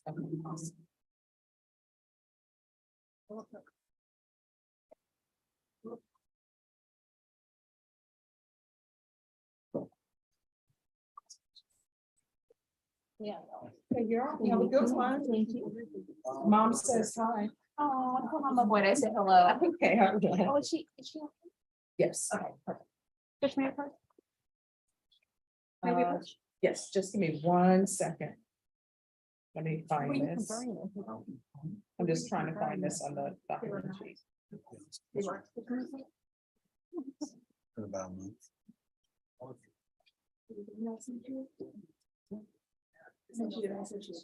Yeah.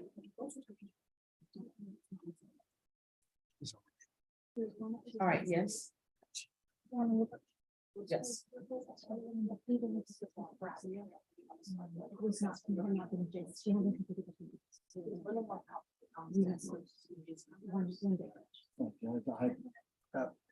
That was my mistake. I should have corrected her. I might, wasn't quite sure how many days she had, and she said, Jason, I was like, okay, I guess you had enough time. So what it was adjourned to talk about Judge, that's what I'm asking. Yeah, there's DA still. I don't remember actually. I'll talk to Let me find Jason. out. Okay. As long as it's okay with them, is it okay with you? Yes. On the case. Okay. What do you mean? You're asking for just a Jason? Yeah. Judge, I know that you're gonna. What are the ones who's in the upper will grow? Yeah, we just didn't want the court to. Oh, no, I know you all. So we are. Okay. Yes, okay, all right, thank you. Yes.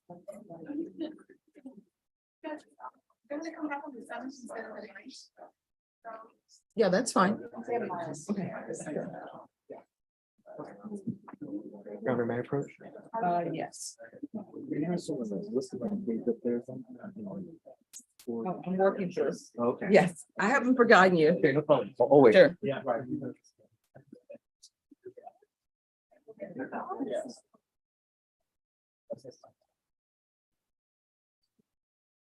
Who's here on Hector Hernandez? Who's here for Hector Hernandez? All right, Norma, can you see where that attorney is for Hector Hernandez? Are we ready on Justin Perry or no? I just worked on it. Whenever you're ready. Oh, yes. Yes. And then I have something else listed on the docket. I want to approach you on. Okay. All right, the court is going to call 2022 CR 6621, State of Texas versus Justin Cal Perry. Can I have parties announced for the record for the state? Jason Jordan, state. Defense. Leo Gonzalez, Justin Perry.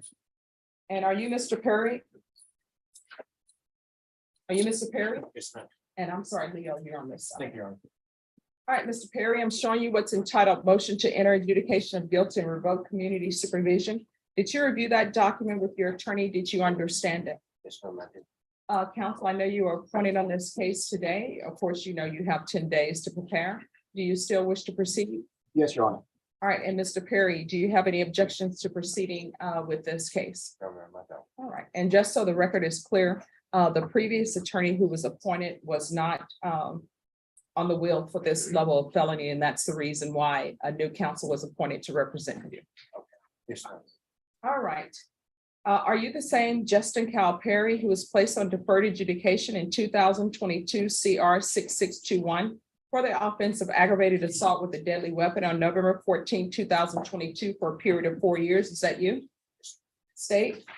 Your Honor, this case, the state alleges on or about the 5th day of January 2023 in Bexar County, Texas, the defendant, Justin Powell Perry, committed the offense of possession of controlled substance, PG1, in violation of condition number 1. How do you plead to that? True or not true? We'll waive the remaining allegations, Your Honor. Any objections to the state's waiver? No, Your Honor.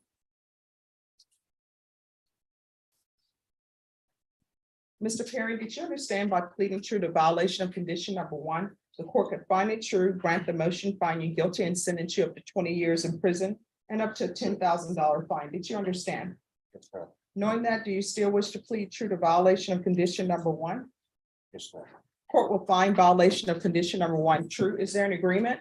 Yes, Your Honor. The agreement is for the court to deny the motion to continue Mr. Perry on deferred adjudication supervision and to follow the recommendation of the probation department to add a condition of Sabbath with aftercare. Okay. That is the agreement, Your Honor. All right. Is he eligible for SATA? Your Honor. Yes. All right. With the aggravated case? Give me just one moment. Okay.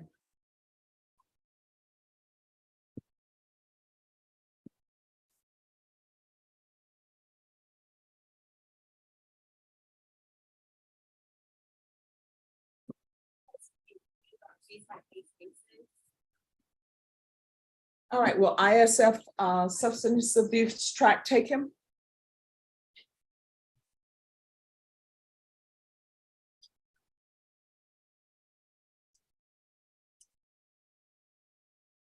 Yes. All right, so what we'll do then is we'll do whichever one is quickest. If SATA is quickest, then we'll do SATA. But if ISF substantive track is quicker, then we'll do ISF. So the court will deny the motion, alter and amend conditions to include evaluation for SATA and or ISF substantive track. And Judge, I'm sorry, I forgot. We're also asking the court to take into consideration night mag number 694121. All right, and the court will take in consideration night mag number 694121. And counsel, do you have it? Yes. All right, Mr. Perry, do you need anything else from the court to be successful? No, ma'am. Thank you. All right, we can go off the record, Mr. Perry. You're gonna have to try better, okay? Yes, ma'am. Thank you. All right, because from here on out, you need to ask yourself, every decision you make, is this something that could result in me going to prison for potentially 20 years? You understand? Yes, ma'am. We'll see at the time, like. Yes, ma'am. All right, good luck to you, okay? All right, you too, ma'am. All right, and just one other thing, Bashan, when he's released from ISF, I'm gonna want 90 meetings in 90 days.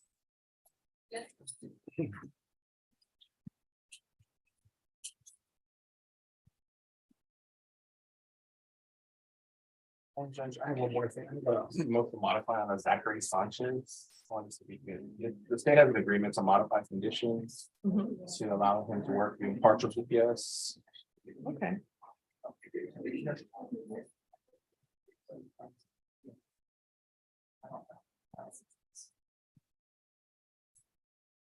All right, you want to have them, oh, they have signed out.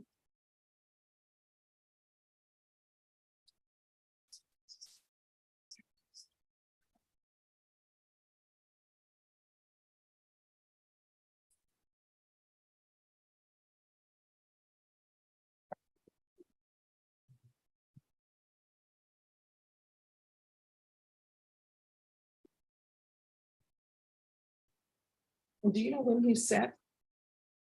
Yes, he is set for the 27th of this month, John.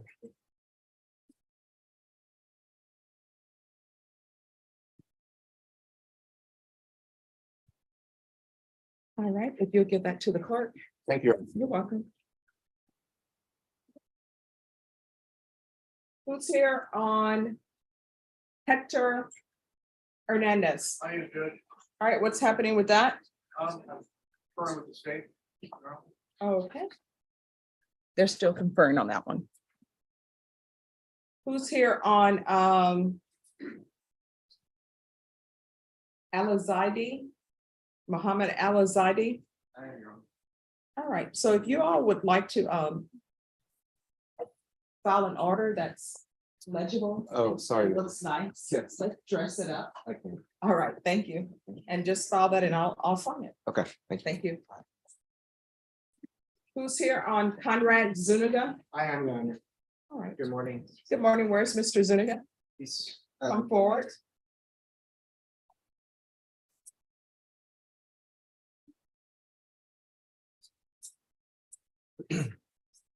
All right, court is calling 2018 CR 9417, State of Texas versus Conrad Adam Zuniga. Could I have parties announced for the record for the state? Jason Jorgens for the state. Jose Rocha for Conrad Senior. And are you Mr. Zuniga? All right, I'm showing you what's entitled Motion to Enter Adjudication of Guilt and Revoke Community Supervision, and state's motion to supplement pending motion to enter adjudication of guilt and revoke community supervision. Did you review those documents with your attorney? Did you understand them? Are you the same Conrad Adam Zuniga who was placed on deferred adjudication for the offense of burglary of a habitation force on March 25th, 2019 for a period of 6 years? Is that you?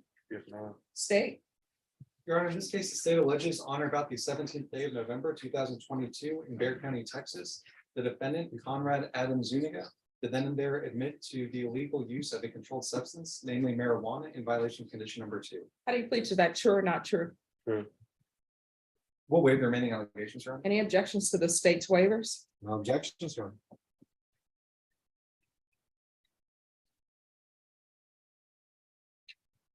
All right, did you understand by pleading true to violation of condition number 2, the court could find it true, grant the motion, find you guilty, sentence you up to 20 years in prison and up to a $10,000 fine? Knowing that, do you still wish to plead true to violation of condition number 2? Court will find violation of condition number 2 true. Is there an agreement?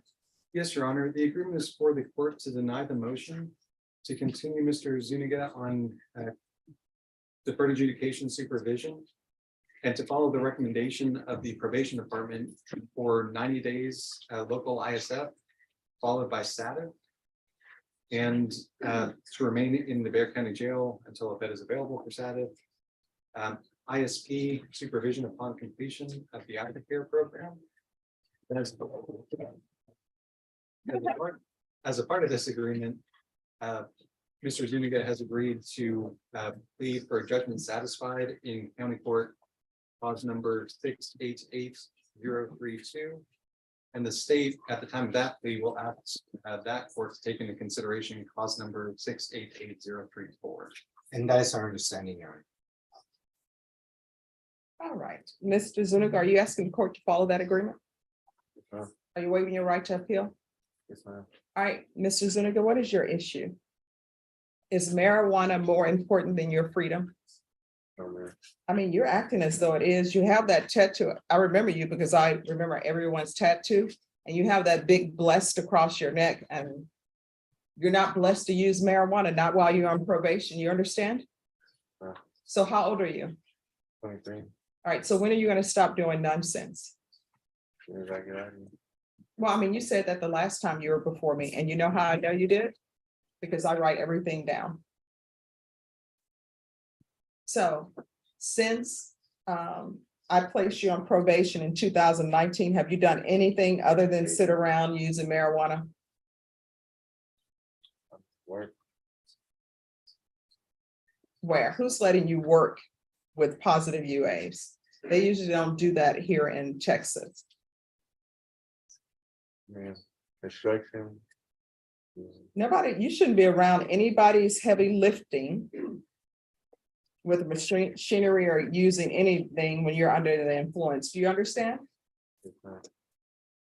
If you do not do what you're supposed to do, what's going to end up happening is you're looking at 20 years in prison. Do you understand? And you were here last time, and I don't know why it didn't happen, but when you were here last time, I asked you to go to state ISF. Is there a reason why he wasn't in state ISF? And then there was supposed to be a mid-mouth evaluation. He didn't qualify for my office, Your Honor.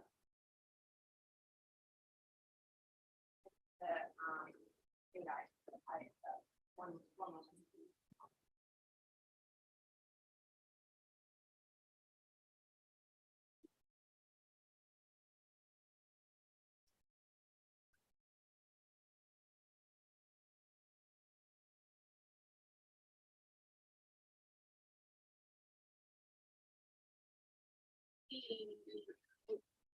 did complete state ISF. Back in 2019. There was a release letter on file.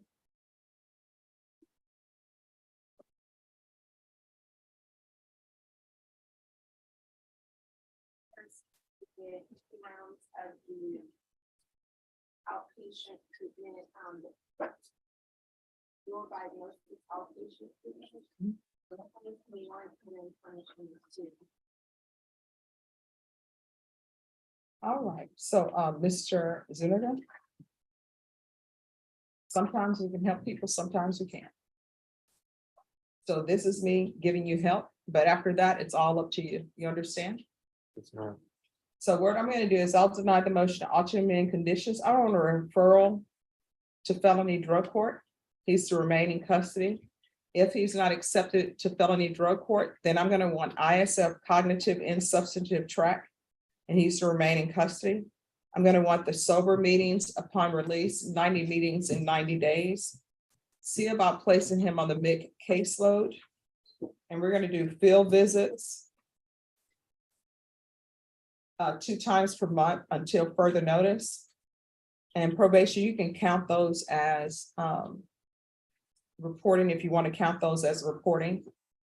And we're going to do the UA hotline upon release until further notice. Is there anything else you need from the court that can help potentially you become an upstanding citizen and not potentially go to prison for 20 years? All right, it's up to you. All right, good luck. Thank you, Your Honor. Maybe You're welcome. excuse. Yes. Who's here on Nicole Moses? Are we ready? And have we taken care of the child issue? Yes, Your Honor. I'm not going to assume, but I think I made it clear. Okay. And I'm assuming the agreement is the same as it was before? Yes, Judge, and I did make a new design for this case. All right, thank you. All right, court is calling 2022 CR 6148, State of Texas versus Nicole Moses. Can I have parties announced for the record for the state? Daniel Escobar for the State of Texas. For the defense? Karen Corby, Your Honor. And are you Nicole Moses? Yes, ma'am, this is Nicole Moses. I cannot hear you. Yes, ma'am, this is Nicole Moses. Still can't hear me? There's an issue with her volume. No, because it was working earlier. Can you ask her to unmute? She is unmuted. Can you hear me now? No, we can't hear you now. Are you on a iPhone or Android? Android. Oh, an Android? Why do people do that to me? Because then I should know the Android issue. All right, so on your Android, I believe if you go to settings.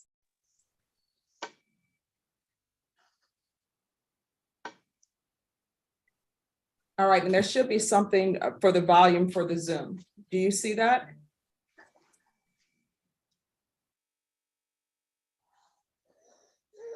This is what I'm going to do. I'm going to mute you and then I'm going to ask you to unmute. Maybe it'll pop up for you then.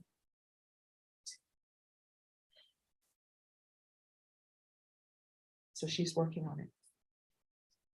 Thank you, Your Honor. I appreciate Sure. your patience and your skill at troubleshooting. Ah, okay. Can you hear me now? That's No. not what I'm saying.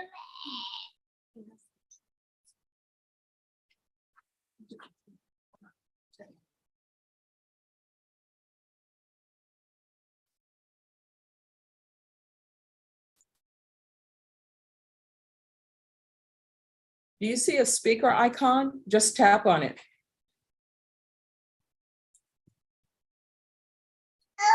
I see mic. I don't see a All right, speaker. let's do this. Ms. Ball, what I wanted you to do then, just log out and log back in, and then everything should pop up on your screen when you do that. All right, so she's gonna do that. As soon as she does that, we'll take your matter up.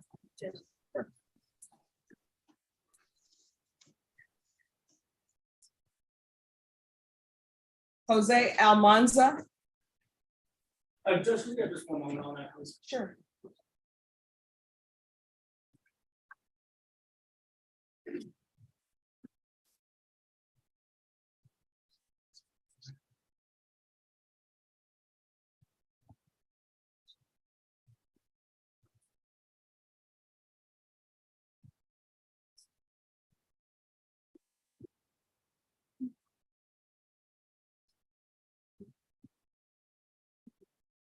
And Ms. Ferguson, if you can see where John Young is on his line, Ms. Munoz. Yes, ma'am.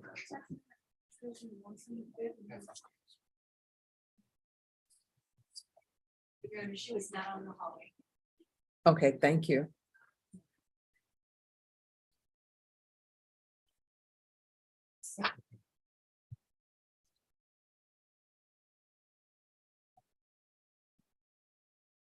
All right, Ms. Ball, can you unmute for me, please?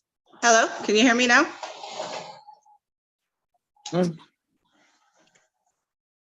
Did you hear me? Hello, can you hear me? All right, do you see the speaker icon on your phone? If you'll tap it. Are you there? And then, do you see on your phone where it has the, what looks like the headphones? If you tap on that, it'll ask you whether or not you want to have this dialed in or over the internet.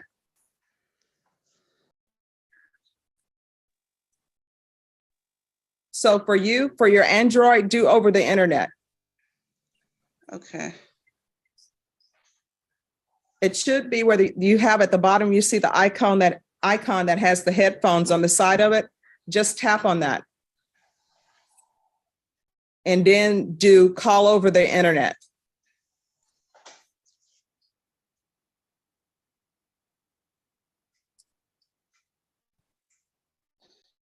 Still not doing anything.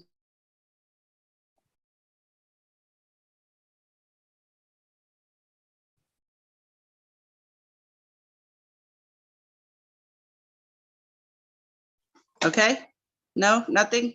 No, that's not on. That's not on? I'm going to send you something in the chat.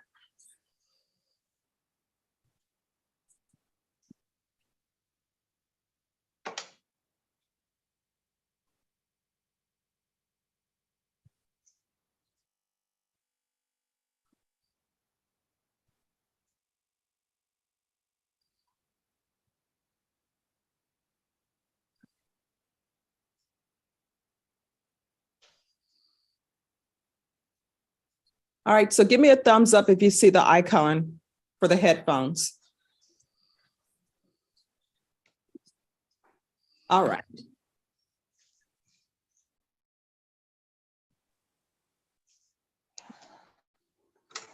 Click on that icon. Now next, there should be something that will ask you.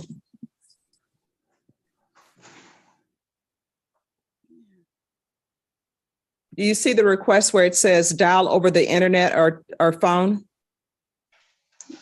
Yes. You want to do dial over internet. See if that works. Do you have the internet on your phone? All right, you can either click on that and let's see if that works. If that doesn't work, then you can do the dial in over the phone.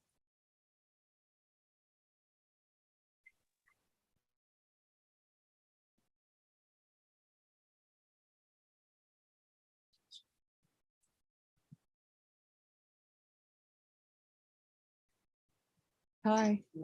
Hi. No, go ahead.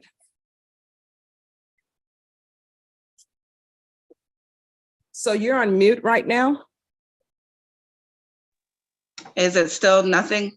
All right, so then we're going to try this next. So do dial over the phone.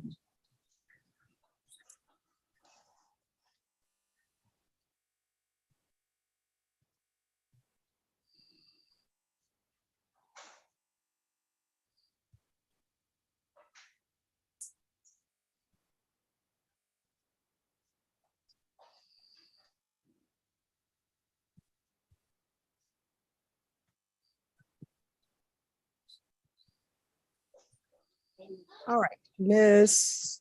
Corey, if you want to go in the breakout room to see, because that's the extent of my techness with the Android, because it always works for me, but it's not working for her.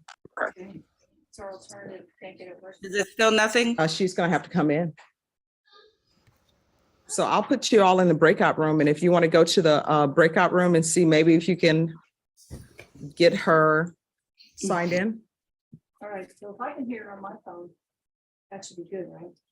I could hear her earlier, or is that? Yes, no, that should be good, but she needs to. Okay, I'll go see what I can do, Jess. Thanks for your. Sure. All right, who's here on Alamanza? I'm good. We're ready now. All right, the court is calling 2020 CR 5988, State of Texas versus Jose Almanza. Could I have parties announced for the record for the state? Michael Villarreal for the state. Samuel Allison, defendant. And are you Mr. Almanza? Yes, Your Honor. Showing you a document entitled Motion to Enter Adjudication of Guilt and Revoke Community Supervision. Did you review that document with your attorney? Did you understand it? Yes. Yes. Speak up. Are you the same Jose Francisco Almanza who was placed on deferred adjudication in 2020 CR 5988 for the offense of assault, family choking, strangulation on December 8, 2020 for a term of 2 years? Is that you? Yes, I pled no contest.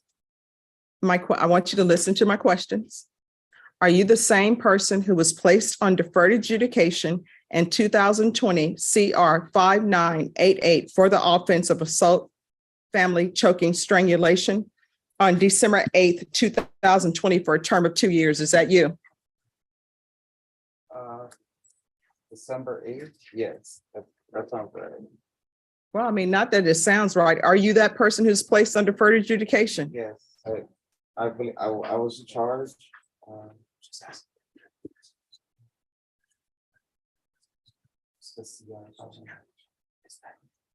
Just a second. Could you hand him this? Yes. Are you that person who was placed on deferred adjudication? CR 5988, yes, that's it. All right, no problem. State, Judge, not to complicate anything, but do you also have the state's first motion to supplement? all right, let me see if I have that. I do not. I'm not gonna complicate things any further. Violate condition number 5 in Bear County, Texas, the defendant Jose Francisco Almanza has been in their failed to report to the supervision officer as directed for the months of August and September 2021 in violation of condition number 5. How do you plead to that? True or not true? True. And the state will waive and abandon remaining allegations. Any objection? No, Your Honor. Mr. Almanza, did you understand by pleading true to violation of condition number 5, the court could find it true, grant the motion, find you guilty, and sentence you up to 10 years in prison and up to $10,000 fine?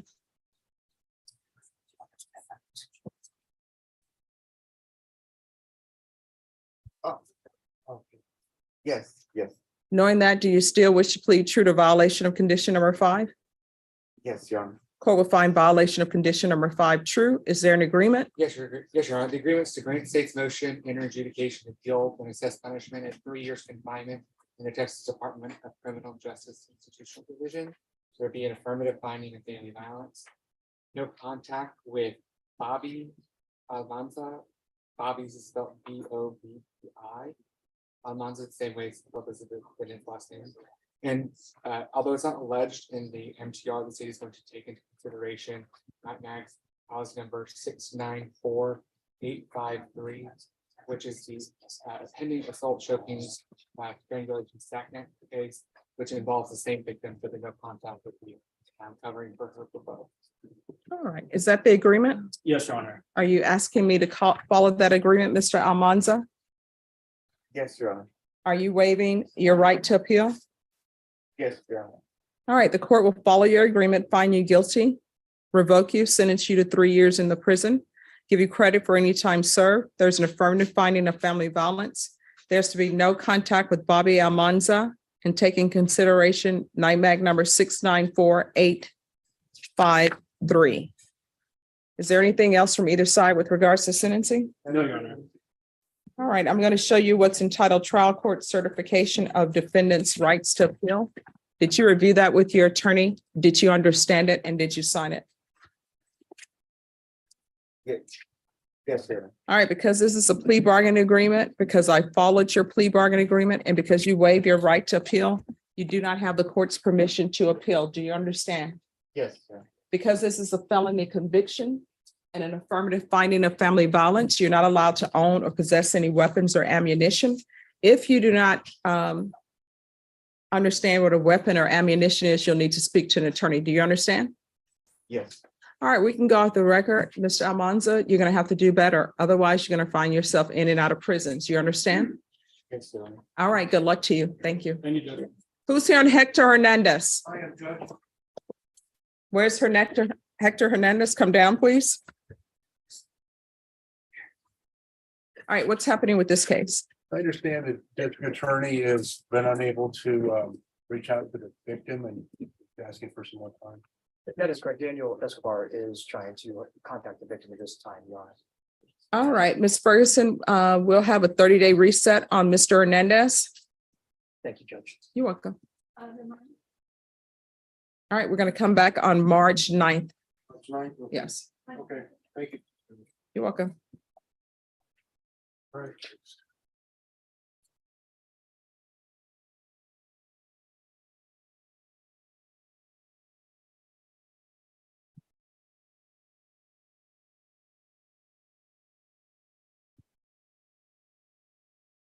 All right, could I see the file on Karen Munoz, please?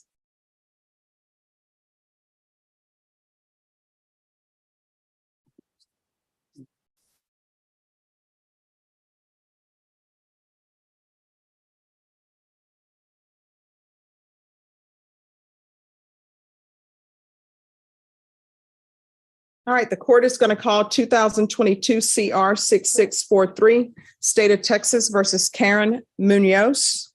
Could I have someone from the state approach, please? Yes. All right, this hearing was set at 9 a.m. It is now 11:50 a.m. The defendant has not appeared.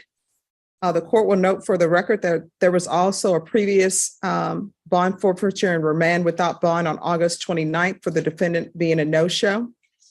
Deputy Laura, have you called for Ms. Munoz? Yes, Mr. Chairman. All right, state. Could we be asking for a bond forfeiture, Your Honor? All right, that'll be granted and she'll be remanded without bond. Thank you.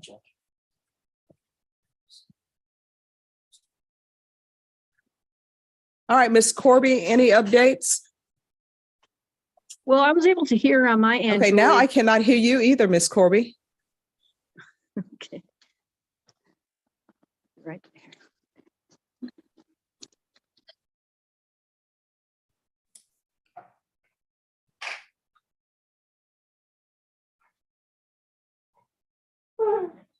Hi, I don't know what's wrong because I can hear you either. I don't know what's wrong because I'm able to communicate with her on my Android, but All right, let's do this. try to get her on Okay. the internet. Let me ask you this. Can you call her by phone? Yes. You can't hear me? And we can put her on speakerphone if nobody has any objection and we can proceed that way. Okay. Okay. All right, but she'll still need to have her video on. Okay. I'll tell her. You can't hear me?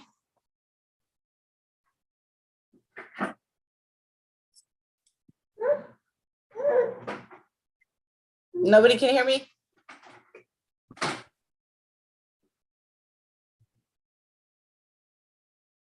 And Miss Ball, you need to get a jacket or something to put on. We're in court. Okay.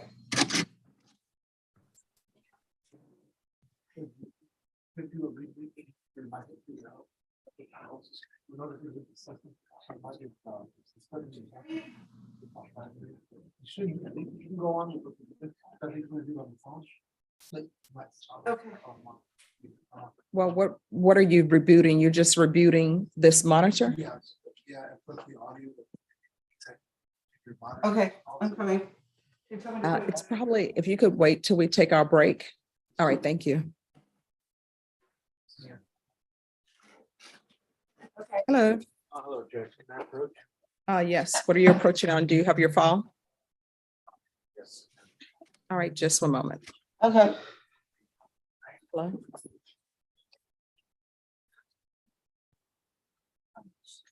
think so. All right, thanks.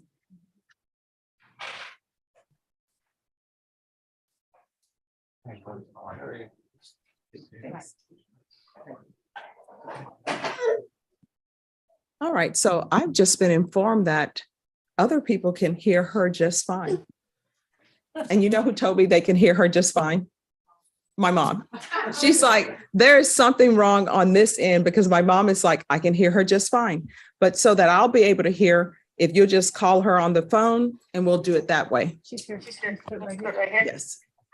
All right, Ms. Ball, could you say something so we can make sure we can hear you? Can you hear me? Yes. Okay. All right, court is calling 2022 CR 6148, State of Texas versus Nicole Moses. Could I have parties announced for the record for the state, Deputy Police on behalf of the state, Your Honor. for the defense? Eric Corby, Your Honor. All right, and are you Ms. Ball?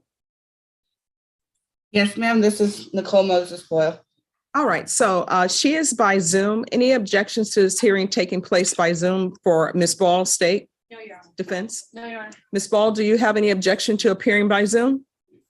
No, ma'am. All right, and there is something wrong with the court's audio, so Ms. Ball's video is appearing, but her sound is coming from defense counsel's phone. Any objections to proceeding that way, state? No, Your Honor. Defense? No, Your Honor. Ms. Ball, any objection to proceeding that way? No, ma'am. All right, defense, have you received all the discovery and did you review it with your client? Yes, Your Honor. Court will find that the state is in compliance with discovery. Ms. Ball, did you sign a document entitled Application for Deferred Adjudication or Community Supervision with your attorney? Did you understand it? Yes, ma'am. Did you review the document entitled True Bill of Indictment with your attorney? Did you understand it? Yes, ma'am. Counsel, do you waive the reading of the indictment? Yes, Your Honor. State, are you proceeding on the indictment as presented? Your Honor. Ms. Ball, I'm showing, well, all of the documents just say Nicole Moses. Is that the name? Yes, I have all the Nicole Moses Boyle. So Moses is my name before I got divorced, and then Boyle is my ex-husband's name. I kept it for my kids. Okay. All right, I'm going to show you what's entitled Court Admonishments. Did you review that document with your attorney? Did you understand it? Did you sign it in all the appropriate places? Yes, ma'am. Did you understand you're charged with theft, 2,500 to 30,000 as a state jail felony? The range of punishment is anywhere from 180 days up to 2 years in a state jail facility and up to a $10,000 fine. Did you understand? Yes, ma'am. If you have a plea bargain agreement with the state, the court does not have to follow your agreement. If for any reason the court doesn't follow your agreement and gives you more than you bargained for, the fact that you entered a plea will not be used against you and you will be allowed to withdraw your plea. Did you understand? Yes, ma'am. I can't hear you. Did you understand? Yes, ma'am. Did you understand you have a right to jury trial, a right for you or your attorney to cross-examine and confront any witnesses the state would call in the right to remain silent? Yes, ma'am. Did you understand by entering this plea bargain agreement, you were giving up those rights? Yes, ma'am. Did you intend to give up those rights and enter into a plea in this case? Yes, ma'am. Did you understand if the court were to grant your application for deferred adjudication, if for any reason your deferred adjudication were revoked, the court could sentence you up to 2 years in a state jail facility and up to a $10,000 fine? Yes, ma'am. Counsel, has your client been able to provide you with any defenses? Yes, Your Honor. Do you believe she has a rational as well as a factual understanding of the charges against her? Yes, Your Honor. Do you believe she's currently competent and was legally sane at the time of the offense? Yes. Ms. Moses Ball, has anyone threatened you, coerced you, or placed you in fear to get you to enter this plea? No, ma'am. Has anyone promised you anything other than the plea? No, ma'am. Are you satisfied with the way you've been represented? Yes, ma'am. Are you a U.S. citizen? Yes, ma'am. Court will find that defendant has knowingly and voluntarily waived her right to a jury trial. You may want to pay attention behind you. Little children can get into everything very quickly. She's right behind me. Yes. All right. I'm going to show you what's entitled plea bargain page. Did you review that page with your attorney? Did you understand it? Yes, ma'am. According to the plea, the state recommends deferred adjudication. There's to be restitution, if any, to North Side Independent School District. Did you understand that to be the plea? Yes, ma'am. Defense? Yes, Your Honor. State? Yes, Your Honor. Showing you the paragraph entitled waiver repeal paragraph. Did you review that paragraph with your attorney? Did you understand it? Did you sign it in both places? Yes, ma'am. Did you understand by signing that you're waiving your right to appeal? The only items that can be appealed are written pretrial motions that have been filed, heard, and ruled upon by the court. Did you understand? Yes, ma'am. Counsel, have there been any such motions? There. All right, you may want to be careful with that drawer. They can get their little fingers in there. All right, children, they get into everything. They're very inquisitive. A baby will not be hurt on my watch, people, not on my watch. All right, I'm showing you outside the agreement. The state is requesting that your deferred adjudication be for a term of 4 years. There'll be a TAP evaluation, 150 hours community service restitution, and no contact with the North Independent School District facilities. Did you understand those are recommendations from the state and the court does not have to follow those recommendations? Yes, ma'am. Then to the offenses charged, how do you plead? Guilty, not guilty, or no contest? No contest. State any evidence? Your Honor, states exhibit number 1 and all of its attachments. No objections, Your Honor. Showing you what's entitled waiver and consent to stipulation of testimony and stipulations. Did you review that document with your attorney? Did you understand it? Did you sign it in all the appropriate places? Yes, ma'am. Again, did you understand you have a right to jury trial, a right for you or your attorney to cross-examine and confront any witnesses the state would call and the right to remain silent? Yes, ma'am. Did you understand that today the state will be presenting evidence in the form of witnesses' statements and police reports, but most importantly, there will be no live testimony? Did you understand? Yes, ma'am. Court will find that the defendant has knowingly and voluntarily waived and consented to stipulation of testimony and stipulations. The court will accept into evidence states exhibits 1 and attachments and review the same. All right, after reviewing states exhibits 1 and attachments, the court will find there's sufficient evidence to find you guilty. The court will defer finding of guilt as you've applied for deferred adjudication. Are you proceeding with sentencing? Yes, please. Anything you wish to say on behalf of your client? Just ask you to follow the pardon, Your Honor. All right, and is she in Bexar County? Are you in Bexar County? I'm in Guadalupe County right now, ma'am. All right, are you able to supervise out of Guadalupe County? Your Honor, we can do virtual visits in the court orders. Okay, We have a virtual officer. okay. You can virtual visit. All right, so Miss Moses Ball, my understanding is catalytic converters are very expensive. And so they're saying you took 16 off of the school buses. Okay. So how long did it take you to take off 1? I didn't take them off. I was pregnant and not there. So I don't understand why I'm the only one getting in trouble for this, but do you want a jury trial? I wasn't there. You want a jury trial? No, let's just do this the easiest way. Well, I mean, because they have you listed, Chad Anua and Moses Ball as stealing catalytic converters from the bus barn. So are you employed? No, ma'am. All right. So what are you occupying your time with there? Because it appears that you're not paying attention. I'm enrolling in college. Well, right you need now you need to enroll in this Zoom and pay 100% attention here, because you may end up enrolling in prison. So you need to pay attention to what's going on here. Yeah. Yes. Yes, ma'am.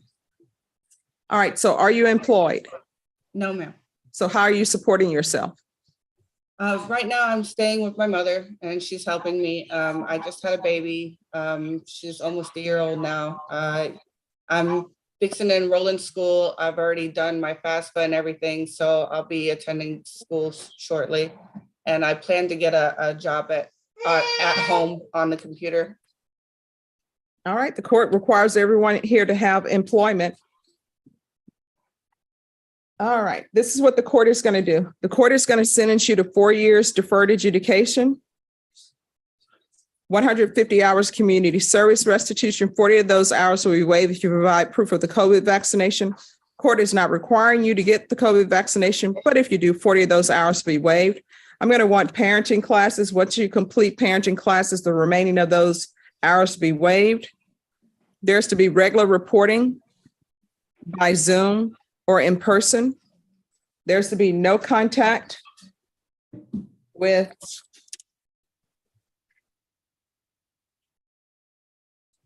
Chad and Kona Ancona, Moses Ball, the Northside Independent School District. There should be regular UAs, proof of employment within 30 days. There's to be no employment as a home health care provider or with minors. The theft course, is there anything else, probation? Your Honor, she can be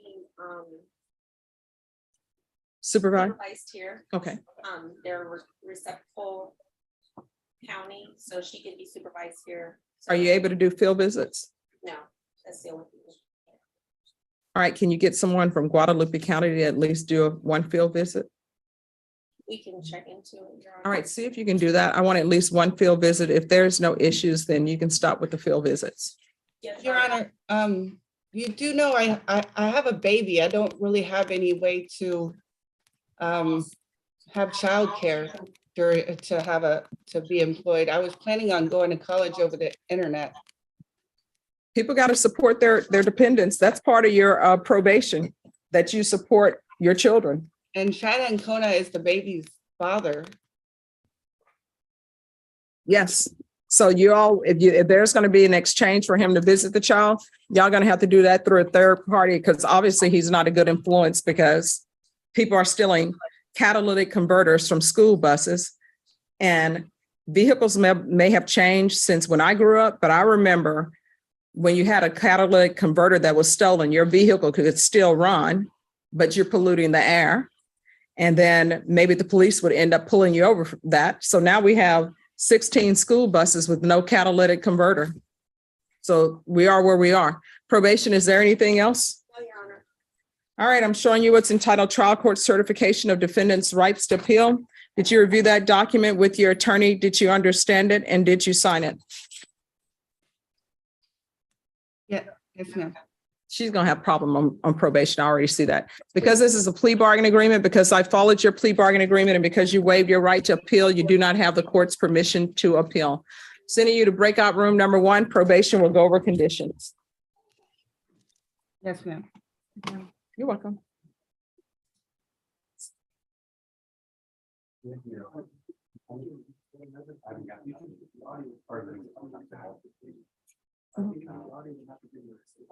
Okay, sure.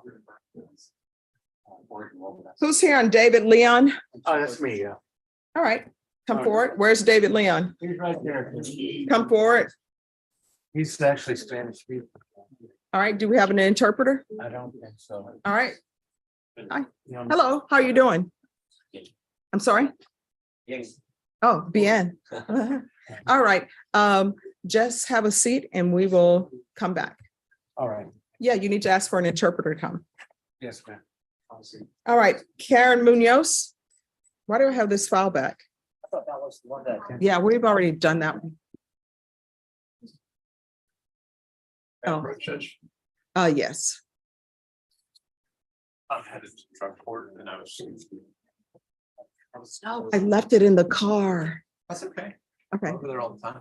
Okay, all right. So tomorrow, if you're around tomorrow. Yeah. All right, thank you. Thanks so much for stopping by. Problem, Judge. All right, everyone, we're going to take our break. So everyone, see you back here at 1:30.